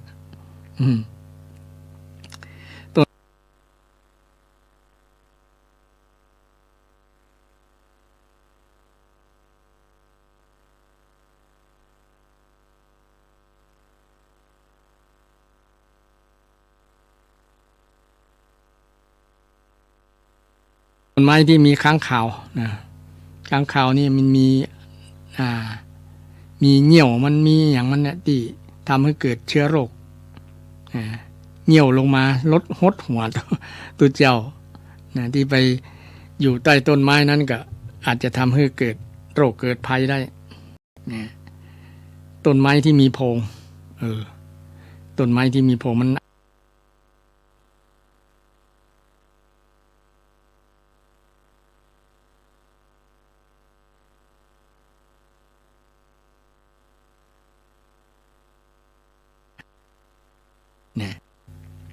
หลวงพ่อเกษมเนาะเป็นอยู่กลางแจ้งนะโสสานิกังคะนี่ก็อยู่ป่าจ้าเนี่ยข้อนี้ก็อยู่ป่าจ้าเป็นวัดการอยู่ป่าจ้าเป็นวัดเนี่ยเป็นการวัดใจ วัดใจเพราะว่าบางคนส่วนหลายเนี่ยจะกลัวผีนะกลัวผีมีบ่มีกับบ่มันจะว่ากลัว กลัวไว้ก่อนได้ยินเสียงคอกแคกอ่ะนะอาตมาเคยไปทดสอบเหมือนกันแล้วว่ากลางคืนมันจะได้ยินเสียงคอกแคกคอกแคกมันจะเป็นแมงจะเข็บกาอย่างพวกนี้นะมันเตียวทีนี้ถ้าคนปรุงแต่งไปโดยมันก็จะทำให้เกิดกลัวนะโอ้เสียงผีหรือเสียงยังเสียงสัตว์ร้ายนะยิ่งเงียบๆมันยิ่งเสียงดังอะเนาะดังคอกแคกคอกแคกเหมือนกับคนเตียวบางครั้งนะแต่เปิดกดออกมากับบ่หันมีอย่างนะดักปิ้งนี่แต่คนปรุงแต่งว่าถ้าจะเป็นผีแท้เป็นอย่างแท้นะก็จะอยู่บ่ได้นะสมัยที่อาตมายังบวชนี่ก็เคยประสบการณ์นะเคยมาเฝ้าข้าวโพดที่เปิ้นสีแล้วนะมันจะเอามาข้ามฟากนะเพราะว่าทำไร่ข้าวโพดอยู่คนละฟากดอยฟากเขามันจะต้องขนมาทีนี้ก่อนจะขนข้ามฟากเนี่ยมันจะเอามากองไว้ฝั่งที่จะขนข้ามเนี่ยนะก็จะนอนเฝ้านะถ้าบอกนอนเฝ้าเนี่ยมันจะหายข้าวโพดมีข้าวโพดเป็นกระสอบเนี่ยนะก็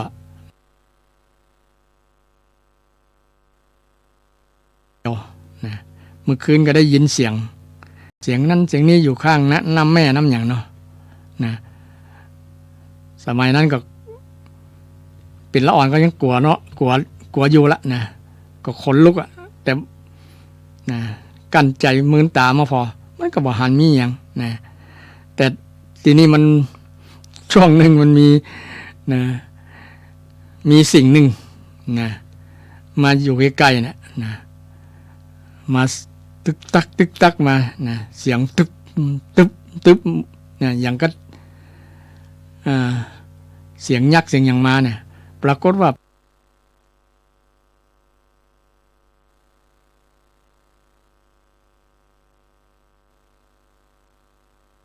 นะเป็นควายนะควายมันปัดหลงมาที่ไหนมันมานะมันอ้อยตัวมันมาถูกับกระสอบเพราะว่ามันคันนะมันไปนอน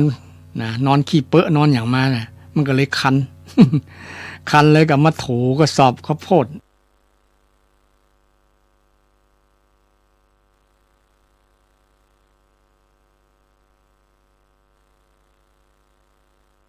นะอาตมานอนอยู่บนกระสอบกันโอ้ยอย่างเนี้ยนะเลยตกใจนะกั้นใจพอโอ้เป็นควาย นึกว่าเสียงเป็นยักษ์เป็นอย่างมานะถ้าใจบ่แข็งพอนี่คงจะล่นนี่ละนะแต่ใจแข็งตอนนั้นอดถึงแม้จะมันเป็นอย่างกับของมันได้พอดเต็มตาด้วยนี่นะ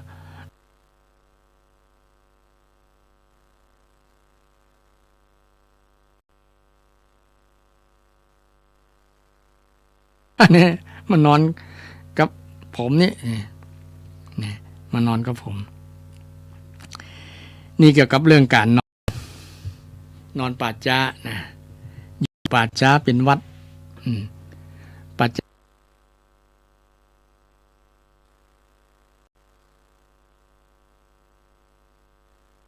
านี่ก็มีนี้มันมีที่มุงที่บังดีแล้วเนาะมีศาลาเวลามีงานศพงานศากเนี่ยศรัทธาก็จะอาศัยนี้ประกอบพิธีกรรมทางศาสนาพระสงฆ์ก็อาศัยนั้นมาพักเพื่อเป็นการวัดใจวัดใจตัวเก่าว่าจะกลัวผีก็ประมาณนั้นกลัวผีแต่เจอผีจะได้ขอเลขขอหวยอย่างประมาณนะ บังเอิญถ้าคนที่ใจบ่แข็งพอนี่ก็ถือว่าช็อกได้นะเป็นอย่างก็เพื่อนว่านะตกใจจนช็อกเลยจนตายเลยมรณภาพเลยก็มีนะเพราะว่าใจแข็งบ่พอใจไม่เข้มแข็งมันกลัวมาจากการปรุงแต่งนั่นเองปรุงแต่งคิดไปเรื่อยว่ามันจะเป็นอันเป็นนี้นะจริงมันบ่เหมือนอย่างเขาคิดเลยมันเป็นอย่างอื่น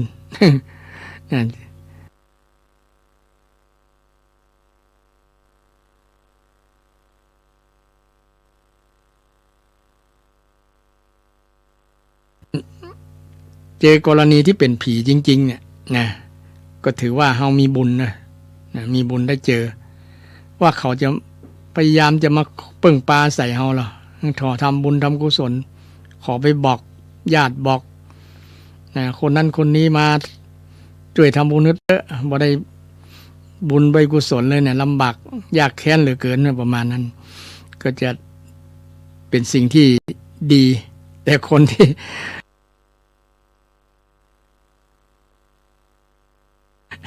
เจอแล้วจะทำใจได้ก็ประมาณนั้นนะจะอดทนต่อความกลัวได้ก็นะความกลัวได้ก็จริงเปิ้นก็มาดีแหละเดี๋ยวนี้ผีนี่ต้องกลัวคนนะศรัทธากลัวคนจะได้ป่าเหี่ยวที่ไหนเนี่ยคนก็บอกว่าเว้นนะไปพักไปนอนเนี่ยอย่างป่าเหี่ยวในตัวเมืองเนี่ยนะ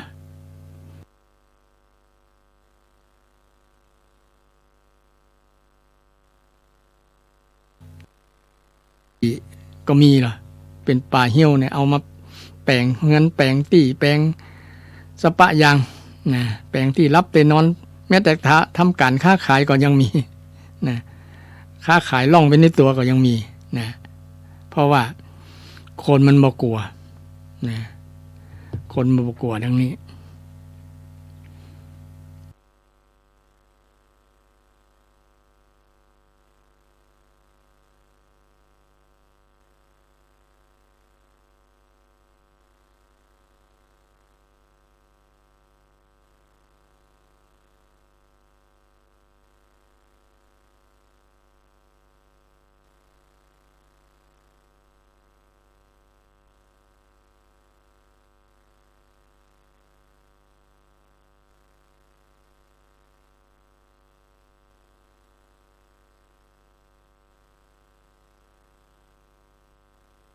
เนี่ยนะ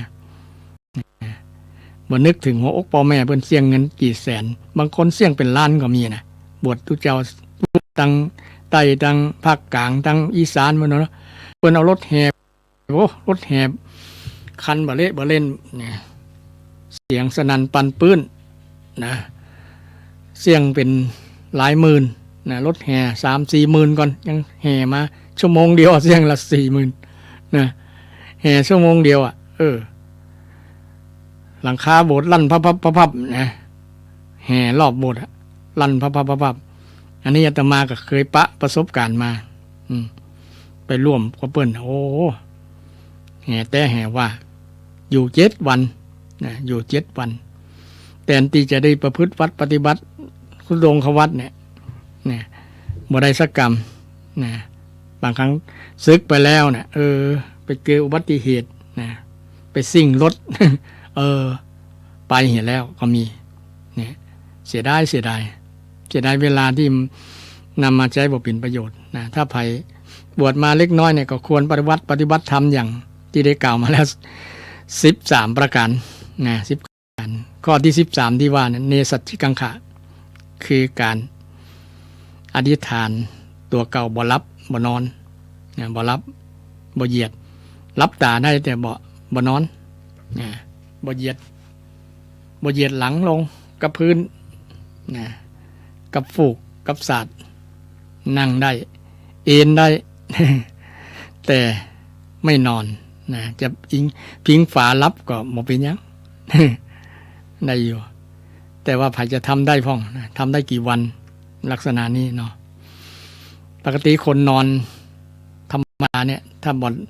นอนบ่พักผ่อนบ่เต็มอิ่มมันก็เป็นผลต่อร่างกายอยู่แล้วเนาะนี่บ่ได้รับบ่ได้เหยียดนะร่างกายที่มันเคยสบายแล้วมันก็ต้องฝืนความสบายอย่างที่ได้ยกตัวอย่างพระอย่างจักกุบาลพระจักกุบาลที่เปิ้นได้ตาบอดเปิ้นอธิษฐานจิตเกี่ยวกับเนสัชชิกังขานี่แหละ ก็วัดปฏิบัติเปิ้นก็มีความคิดว่าในเฮาก็แก่มาแล้วนะเดี๋ยวจะบดดันกับการบรรลุธรรม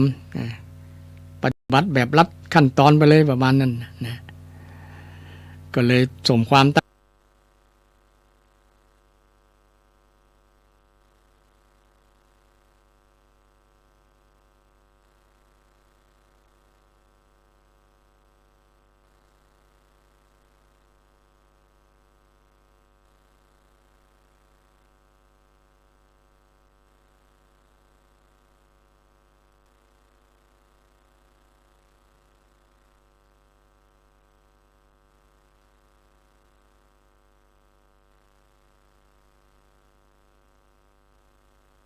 ขั้นอุกฤษ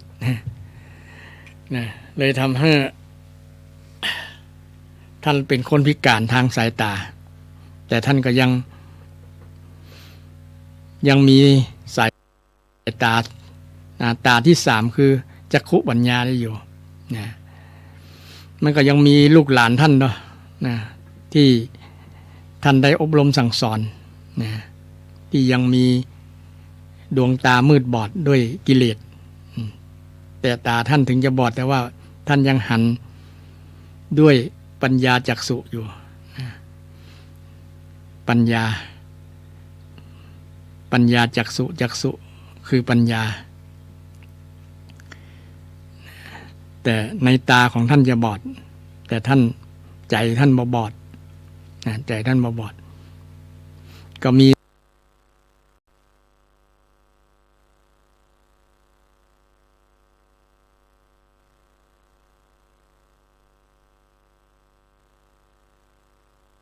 น้อยรูปน้อยตนที่จะปฏิบัติ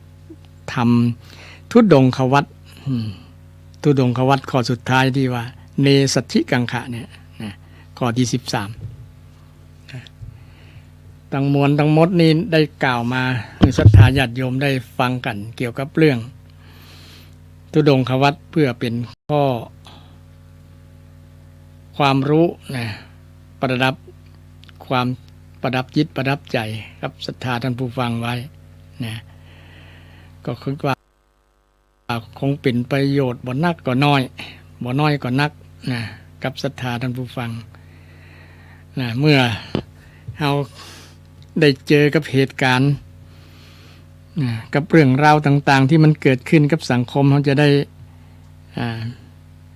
มีทัศนะที่ถูกต้องกับพระสงฆ์องค์เจ้าใดบ่ได้ไปภาควิจารณ์ไปตำหนิตุพระสงฆ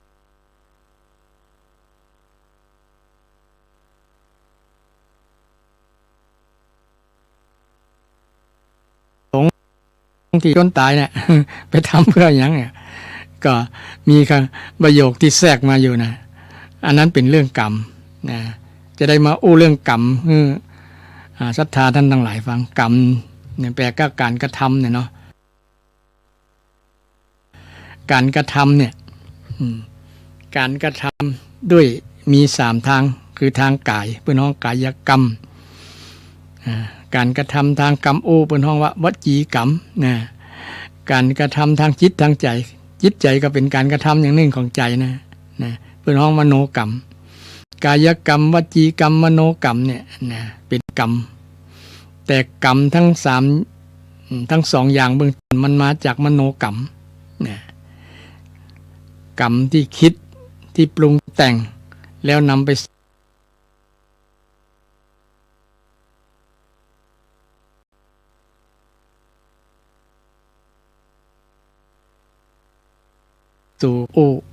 นะเป็นมโนสังขารนะเมื่อ กายปรุงแต่งเป็นห้องว่ากายสังขาร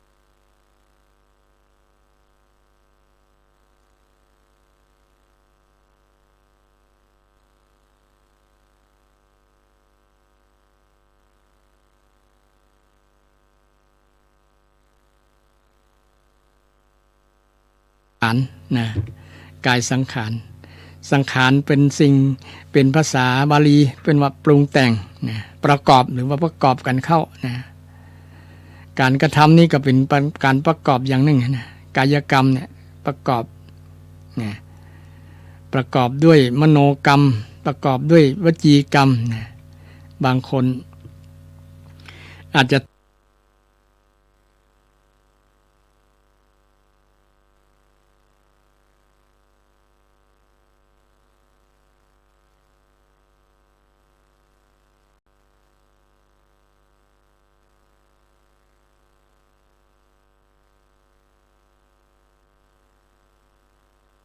ทำไปแล้วมีกรรมผลของกรรมนี่แก้บ่ได้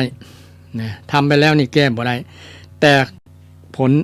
การที่กระทำเนี่ยแก้ได้นะการที่ก่อนจะทำจะเนี่ยจะคิดเนี่ยแก้ได้ แต่ผลของกรรมบ่มีไผแก้ได้แม้แต่พระพุทธเจ้าก็แก้ผลของกรรมบ่ได้แก้ผลของกรรมบ่ได้เพราะว่ากรรมทำไปแล้วมีผลเจียนเฮาเอามือไปยุบไฟแดงๆเนี่ยนะผลของมันก็คือฮ้อนมือลวกมือไหม้มีไผพ้องจะห้ามบ่คือมันฮ้อนนะบ่มีพระพุทธเจ้าก็ห้ามอย่าฮ้อนเด้อบึงบ่ได้ไผก็ห้ามบ่ได้นะนี่ผลมันผลเกิดแล้วไงนะผลของการไปยุบไปทำลงมือกำทานกำไฟแดงๆเนี่ยนะไฟมือมันถึงไหม้นะลวกไหม้นะนี่ผลของกรรมการกระทำแต่ที่จะแก้ก็คืออย่าไปยุบมันนะอย่าไปกำมันแหม นะการที่จะบอกกรรมมันก็ต้องนึกถึงโทษที่จะเกิดขึ้นนะเป็นเรื่องของจิตใจแล้วนะนึกก็อันนี้มันฮ้อนเลยเราจะไปกำมันละเดี๋ยวมือจะไหม้เดี๋ยวมือจะป้องนะอันนี้เป็นสิ่งที่ชาวพุทธทั้งหลายศรัทธาญาติโยมทั้งหลายได้รู้ว่ากรรมลักษณะของกรรมแต่คำว่ากรรมเนี่ยส่วนนักคนไปเข้าใจว่าเป็นฝ่ายเลวอย่างเดียวนะฝ่ายดีก็มีเพิ่นฮ้องว่ากุศลกรรมนะฝ่ายเลวนี่เพิ่นฮ้องอกุศลกรรมเนี่ยต้องแยกรู้จักแยกกรรมแบบนี้นะเขาจะเลือกเอาอกุศลหรือกุศลที่ตุเจ้าได้สวดอภิธรรมเจคัมภีร์กุศลธรรมาอกุศลธรรมาเนี่ยนะธรรมที่เป็นกุศลและธรรมที่เป็นอกุศลเราจะเลือกเอาอย่างใดนะเราบ่อยากมือไหม้ก็อย่าไปทำอย่าไปกำเล็กเราอยากอิ่มต้องก็ต้องกินข้าวเราอยากหิวก็บ่ต้องกินเนี่ยการแก้กรรมง่ายๆง่ายๆการแก้กรรมแต่กา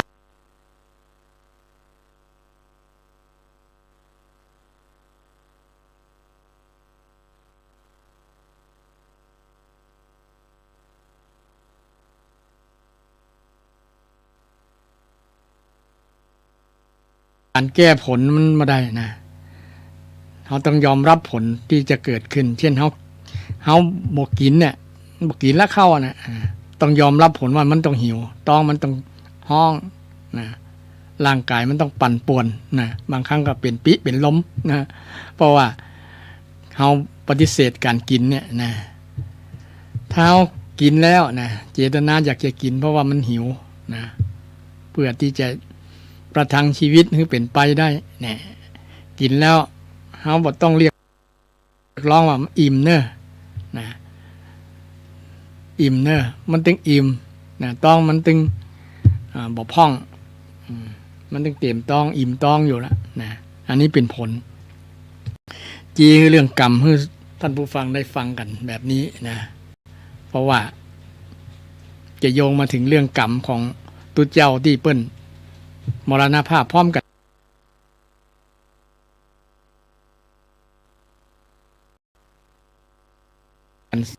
นะมรณภาพพร้อมกันทั้ง10 รูปแล้วก็มีบาดเจ็บด้วยนะบาดเจ็บเห็นหลายรูปอยู่รวมแล้วก็เป็น20 กว่ารูปไปตัวกัน30 กว่ารูปนะมรณภาพ10 รูปนะเจ็บ10 กว่ารูปนะก็คนที่บ่ได้รับผลกระทบเกี่ยวกับเรื่องรถเนี่ย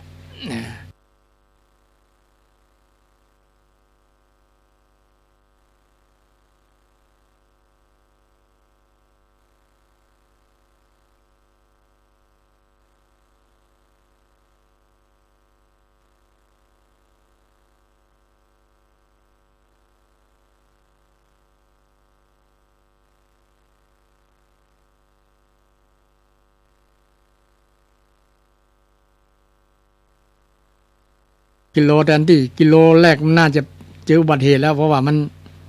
เนี่ยมันเพิ่งฮัดใหม่มันเพิ่งฮัดอย่างประมาณนั้นแต่เป็นได้มาเจอนี่นะ มาเจอตอนนี้ก็เป็น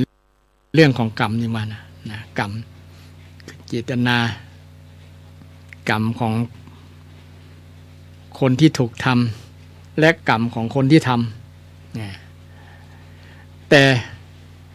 แต่มีคำถามว่าไอ้น้องนั้นมันมีเจตนาจะฆ่าก็นี่อันนี้ก็วินิจฉัยลำบากเหมือนกันเพราะว่าบ่ฮู้เจตนาของมันเนาะบ่ฮู้เจตนาของมันองค์ประกอบที่จะทำให้เป็นบาปฆ่าสัตว์เต็มร้อยเนี่ยก็ถึงว่าองค์ของปาณาติบาตนะรู้ว่าสัตว์มีชีวิตไอ้น้องนั้นฮู้ว่าสัตว์มีชีวิตคือตุเจ้ามีชีวิตกันสิ่งที่มีชีวิตกำลังเดินอยู่นะเดินทุดงอยู่นะมีชีวิตนะกำลังเดินกำลังเตียวอยู่ไอ้น้องนั้นไม่ฮู้แล้วก็สัตว์นี้มีชีวิตนะสัตว์นั้นมีชีวิตรู้ว่าสัตว์นั้นมีชีวิตแหละสัตว์นั้นมีชีวิตแล้วก็มีจิตจะฆ่าเนี่ยไอ้น้องนั้นมีก็ถามนะถามมันมีจิตที่ฆ่าตัวเจ้าก็แต่ถ้ามองตามหลักแล้วคนเฮาถ้าบ่มีเวรมีกรรมต่อกันในอดีตมันจะมีเจตนาจะฆ่ามีเล่อเนาะยิ่งถ้ามาพิจารณาเฉพาะยิ่งคนที่บอกเคยหันหน้าหันตากันเนี่ยจะมีความหม่นหมองใจบ่พอใจอย่างซึ่งกันและกันถึงกับมีเจตนาจะขับรถไปจนฆ่าขนาดนั้นนะจะเป็นไปได้นะอันนี้ก็เป็นคำถามที่อธิบายลำบากนะเกี่ยวกับเรื่องกรรมเจตนาซึ่งเป็นเรื่องของนามธรรมเรื่องจิตใจเนาะก็บ่ฮู้เหมือนกันแต่ต้องถามไอ้น้องนั่นนะไอ้น้องนั้นเอาน้องนั้นก็คงจะบ่ฮู้ถ้ามันลึกๆชาติบ่ได้เนาะเฮาก็บ่ได้มีเจตนานะหรือว่าไว้เวรผูกเวรไว้ว่าจัดหน้าจัดไหนจะจองล้างจองผ่านนะ10รูปเนี่ย10คนเนี่ยนะที่มันเคยเขาเนี่ยเฮาจะเนี่ยมันตอบเนี่ยอันนี้ก็บ่มีไผฮู้เนาะนอกจากผู้ที่เป็นสำเร็จเป็นพระอรหันต์เท่านั้นสำเร็จเป็นพระอรหันต์บางรูปก็ยังบ่ฮู้ด้วยนะต้องมีรู้อดีตนะอตีตังสยานบางรูปที่เป็นพระอรหันต์ก็บ่มีสามารถที่จะระลึกชาติยาวได้อาจจะบ่รู้นอกจากพระพุทธเจ้าที่เป็นสัพพัญญูอตีตังสยานอนาคตังสยานรู้อดีตรู้อนาคตและที่สำคัญพระองค์รู้จักวิธีที่จะทำกิเลสให้สิ้นทำกิเลสให้สิ้นทำความโกรธให้สิ้นได้จะได้นี่สำคัญทำความโลภให้สิ้นได้จะได้ทำความหลงให้สิ้นได้จะได้พระองค์รู้วิธีบ่มีไผรู้วิธีนอกจากพระพุทธเจ้าเนี่ยจะรู้วิธีกระจัด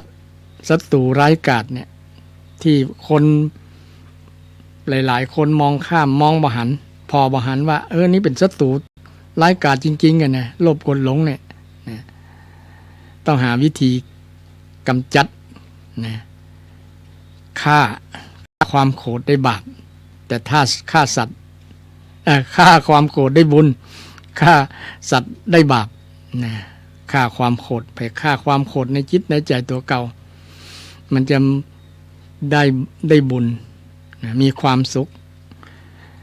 โกทังคัตตวาสุขขังเสติเนี่ยพุทธเจ้าตรัสไว้โกทังคัตตวาโกทังก็คือความโกรธนะคัตตวาคือ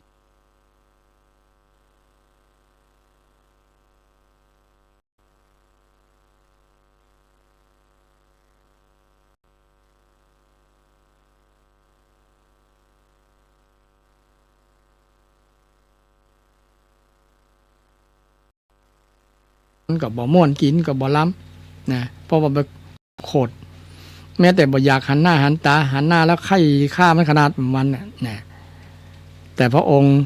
รู้วิธีที่จะกำจัดมันก จัดความโกรธกำจัดความโลภความหลงนะโกรธโลภหลงมันที่มีอยู่ในจิตใจนะชาวพุทธทั้งหลายถ้ารู้ทันความโกรธความเกลียดนะ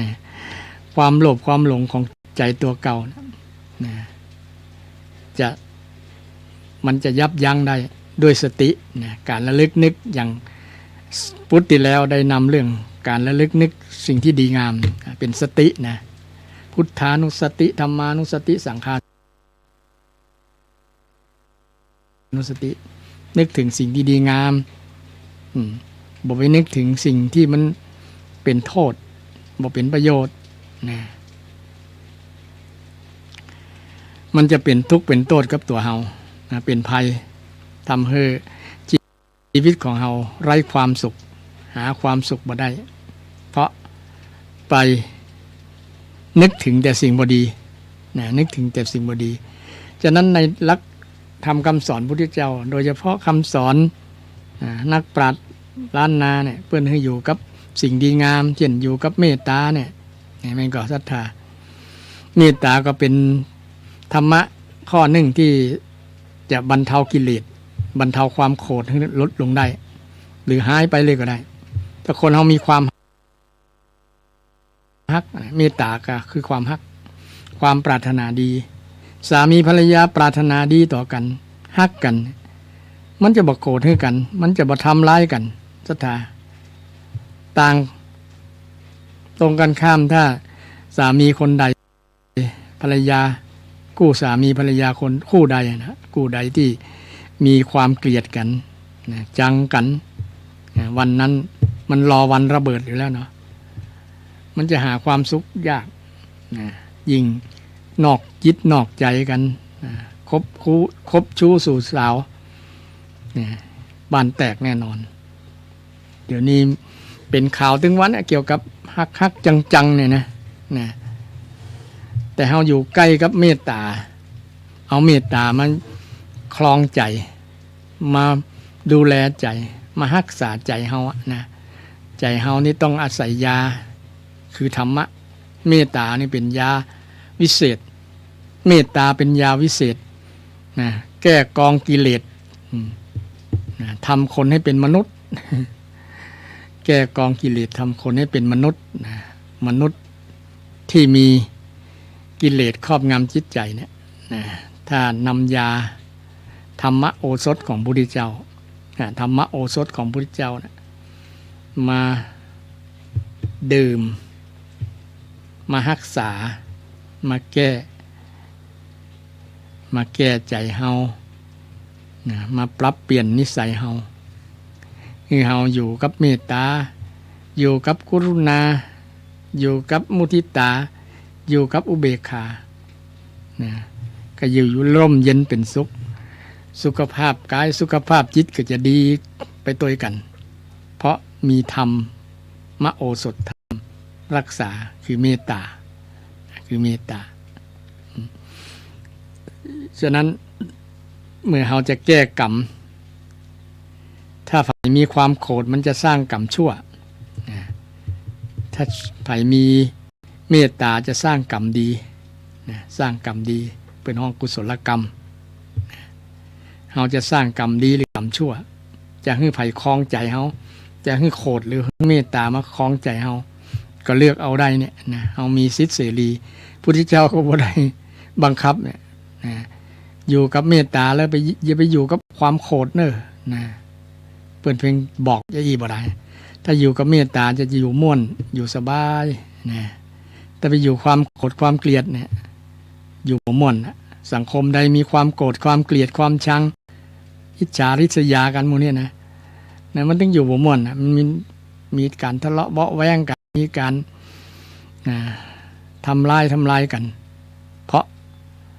ไปอยู่กับสิ่งที่บ่ดีอยู่กับสิ่งที่บ่ดีอยู่กับสิ่งที่เป็นพลานพระเจ้าอย่าคบความพาลอย่าคบความพาลก็คืออกุศลนะความพาลนะ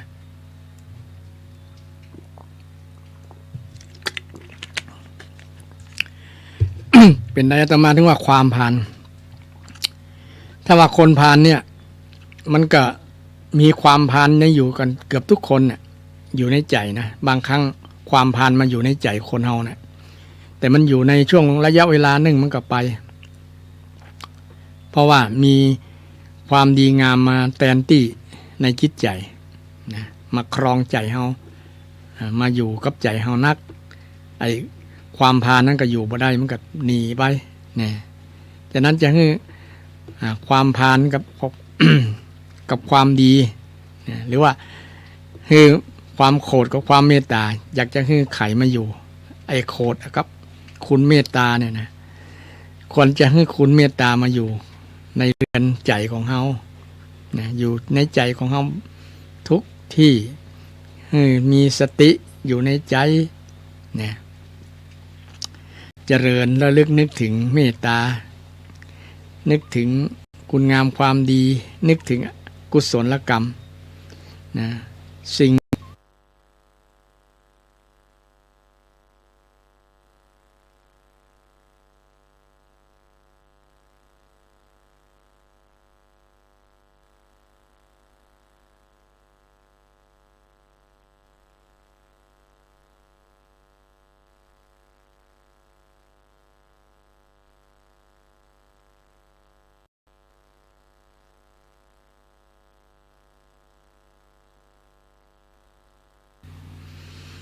แต่ผลของกรรมนี่มันได้ได้ได้ได้ได้จะได้ได้นะเขาจะได้รับผลเนี่ยหลายระยะหลายช่วงเนี่ยช่วงแรกก็คือช่วงปัจจุบันนะช่วงปัจจุบันคือช่วงขณะนี้เลยมันจะมีความเข้มข้นของการทำความเข้มข้นนะมันจะเข้มข้นมากใดนะเราทำดีต้องดีแบบเข้มข้นแบบปฏิปต่อแบบขั้นเต็มเปี่ยมเนี่ยบ่ทำแบบเยอะๆแยะๆบ่ทำแบบไฟไม่ฟางเนี่ยนะไฟไม่ฟางไฟไม่เฟืองไฟไม่เฟืองนี่มันไม่เฉพาะแป๊บเดียวอะนะอย่างคนบางคนทำดีแป๊บเดียวนะช่วงเฉพาะวัน2 วันเนี่ยแหมวันหน้าหายแซ่บอย่างเป็นต้นนะบ่ทำแล้วเนี่ยบ่ปฏิบัติบ่ต่อบ่ทำนะต่อเนื่องบ่ทำต่อเนื่องนะบางครั้งทำเหมือนกับผักชีโรยหน้าเนี่ยทำเฉพาะเขาว่าดีนะประมาณนั้นนะแต่คนบ่หันแล้วบ่ทำอย่างเป็นต้นนะทำเฉพาะคนหันนะคนที่บ่หันบ่ทำละนะบางคนแบบนั้นก็มีนะต้องทำปฏิปต่อผลมันจึงได้คือสมควรแก่การปฏิบัติของเราสมควรแก่สมควรแก่เหตุนะเหตุสร้างเหตุเยอะผลก็ได้เยอะนะสร้างเหตุหนักผลก็ได้หนักนะสร้างเหตุน้อยผลก็ได้น้อยนะบอกว่าจะเป็นกรรมดีก็ตามกรรมชั่วก็ตามมันเป็นลักษณะนี้นะมันเป็นสิ่งที่ให้ผลนะแล้วก็เราสามารถพิสูจน์ได้เนี่ยนะสามารถพิสูจน์ได้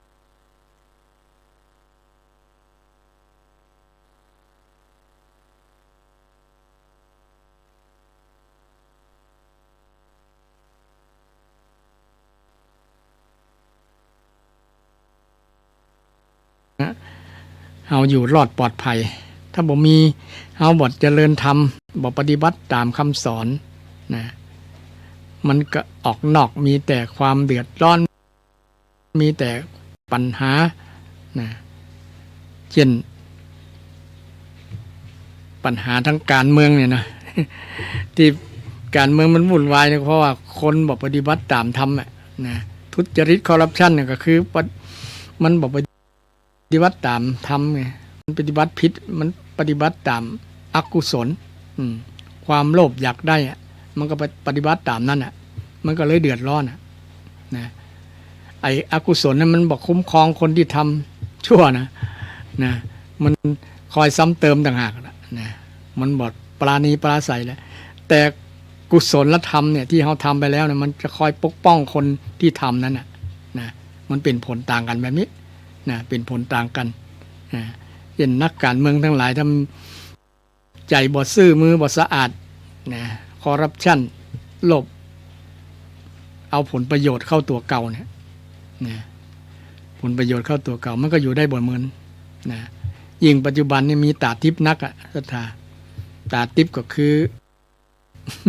เนี่ยโทรศัพท์มือถือเนี่ยถ่ายเป็นหลักเป็นฐานเนี่ยมันยอมจำนนต่อหลักฐานเนี่ยนะยอมจำนนต่อหลักฐานนะบอกปากบอกบ่ได้นะปากบอกละเพราะเจอพยานหลักฐานพยานหลักฐานที่เขาทำไปด้วยความประมาทที่ว่าบอกมีคนฮู้ละเฮามีอำนาจนักไผบ่กล้าทำละเป็นบนนี่ลักษณะของคนประมาทกล้าที่จะทำความชั่วบอกเกรงกลัวต่ออย่างสักอย่างบ่ต้องละเกรงกลัวต่ออำนาจต่อบาปต่อกรรมละหมู่นี้บ่ต้องเอาเรื่องศีลธรรมมาละเพราะว่ามันถูกอกุศลครอบงำจิตใจของเขาแล้วมันมืดมันบอดละมืดบอดมืดบอดก็เดินทางไปตามความมืดบอดของเขานะอันนี้เป็นสิ่งที่เราสามารถพินิจารณาเกี่ยวเรื่องหลักเรื่องกรรมเนาะศรัทธาวันหน้าวันตาก็จะได้นำคำสอนของพระสัมมาสัมพุทธเจ้าเรื่อง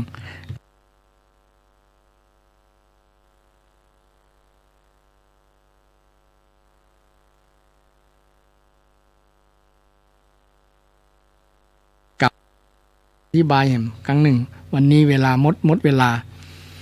ขอนำรายการจากศรัทธาท่านผู้ฟังไปก่อนวันพุธหน้ามาปะกันใหม่ขอเจริญพร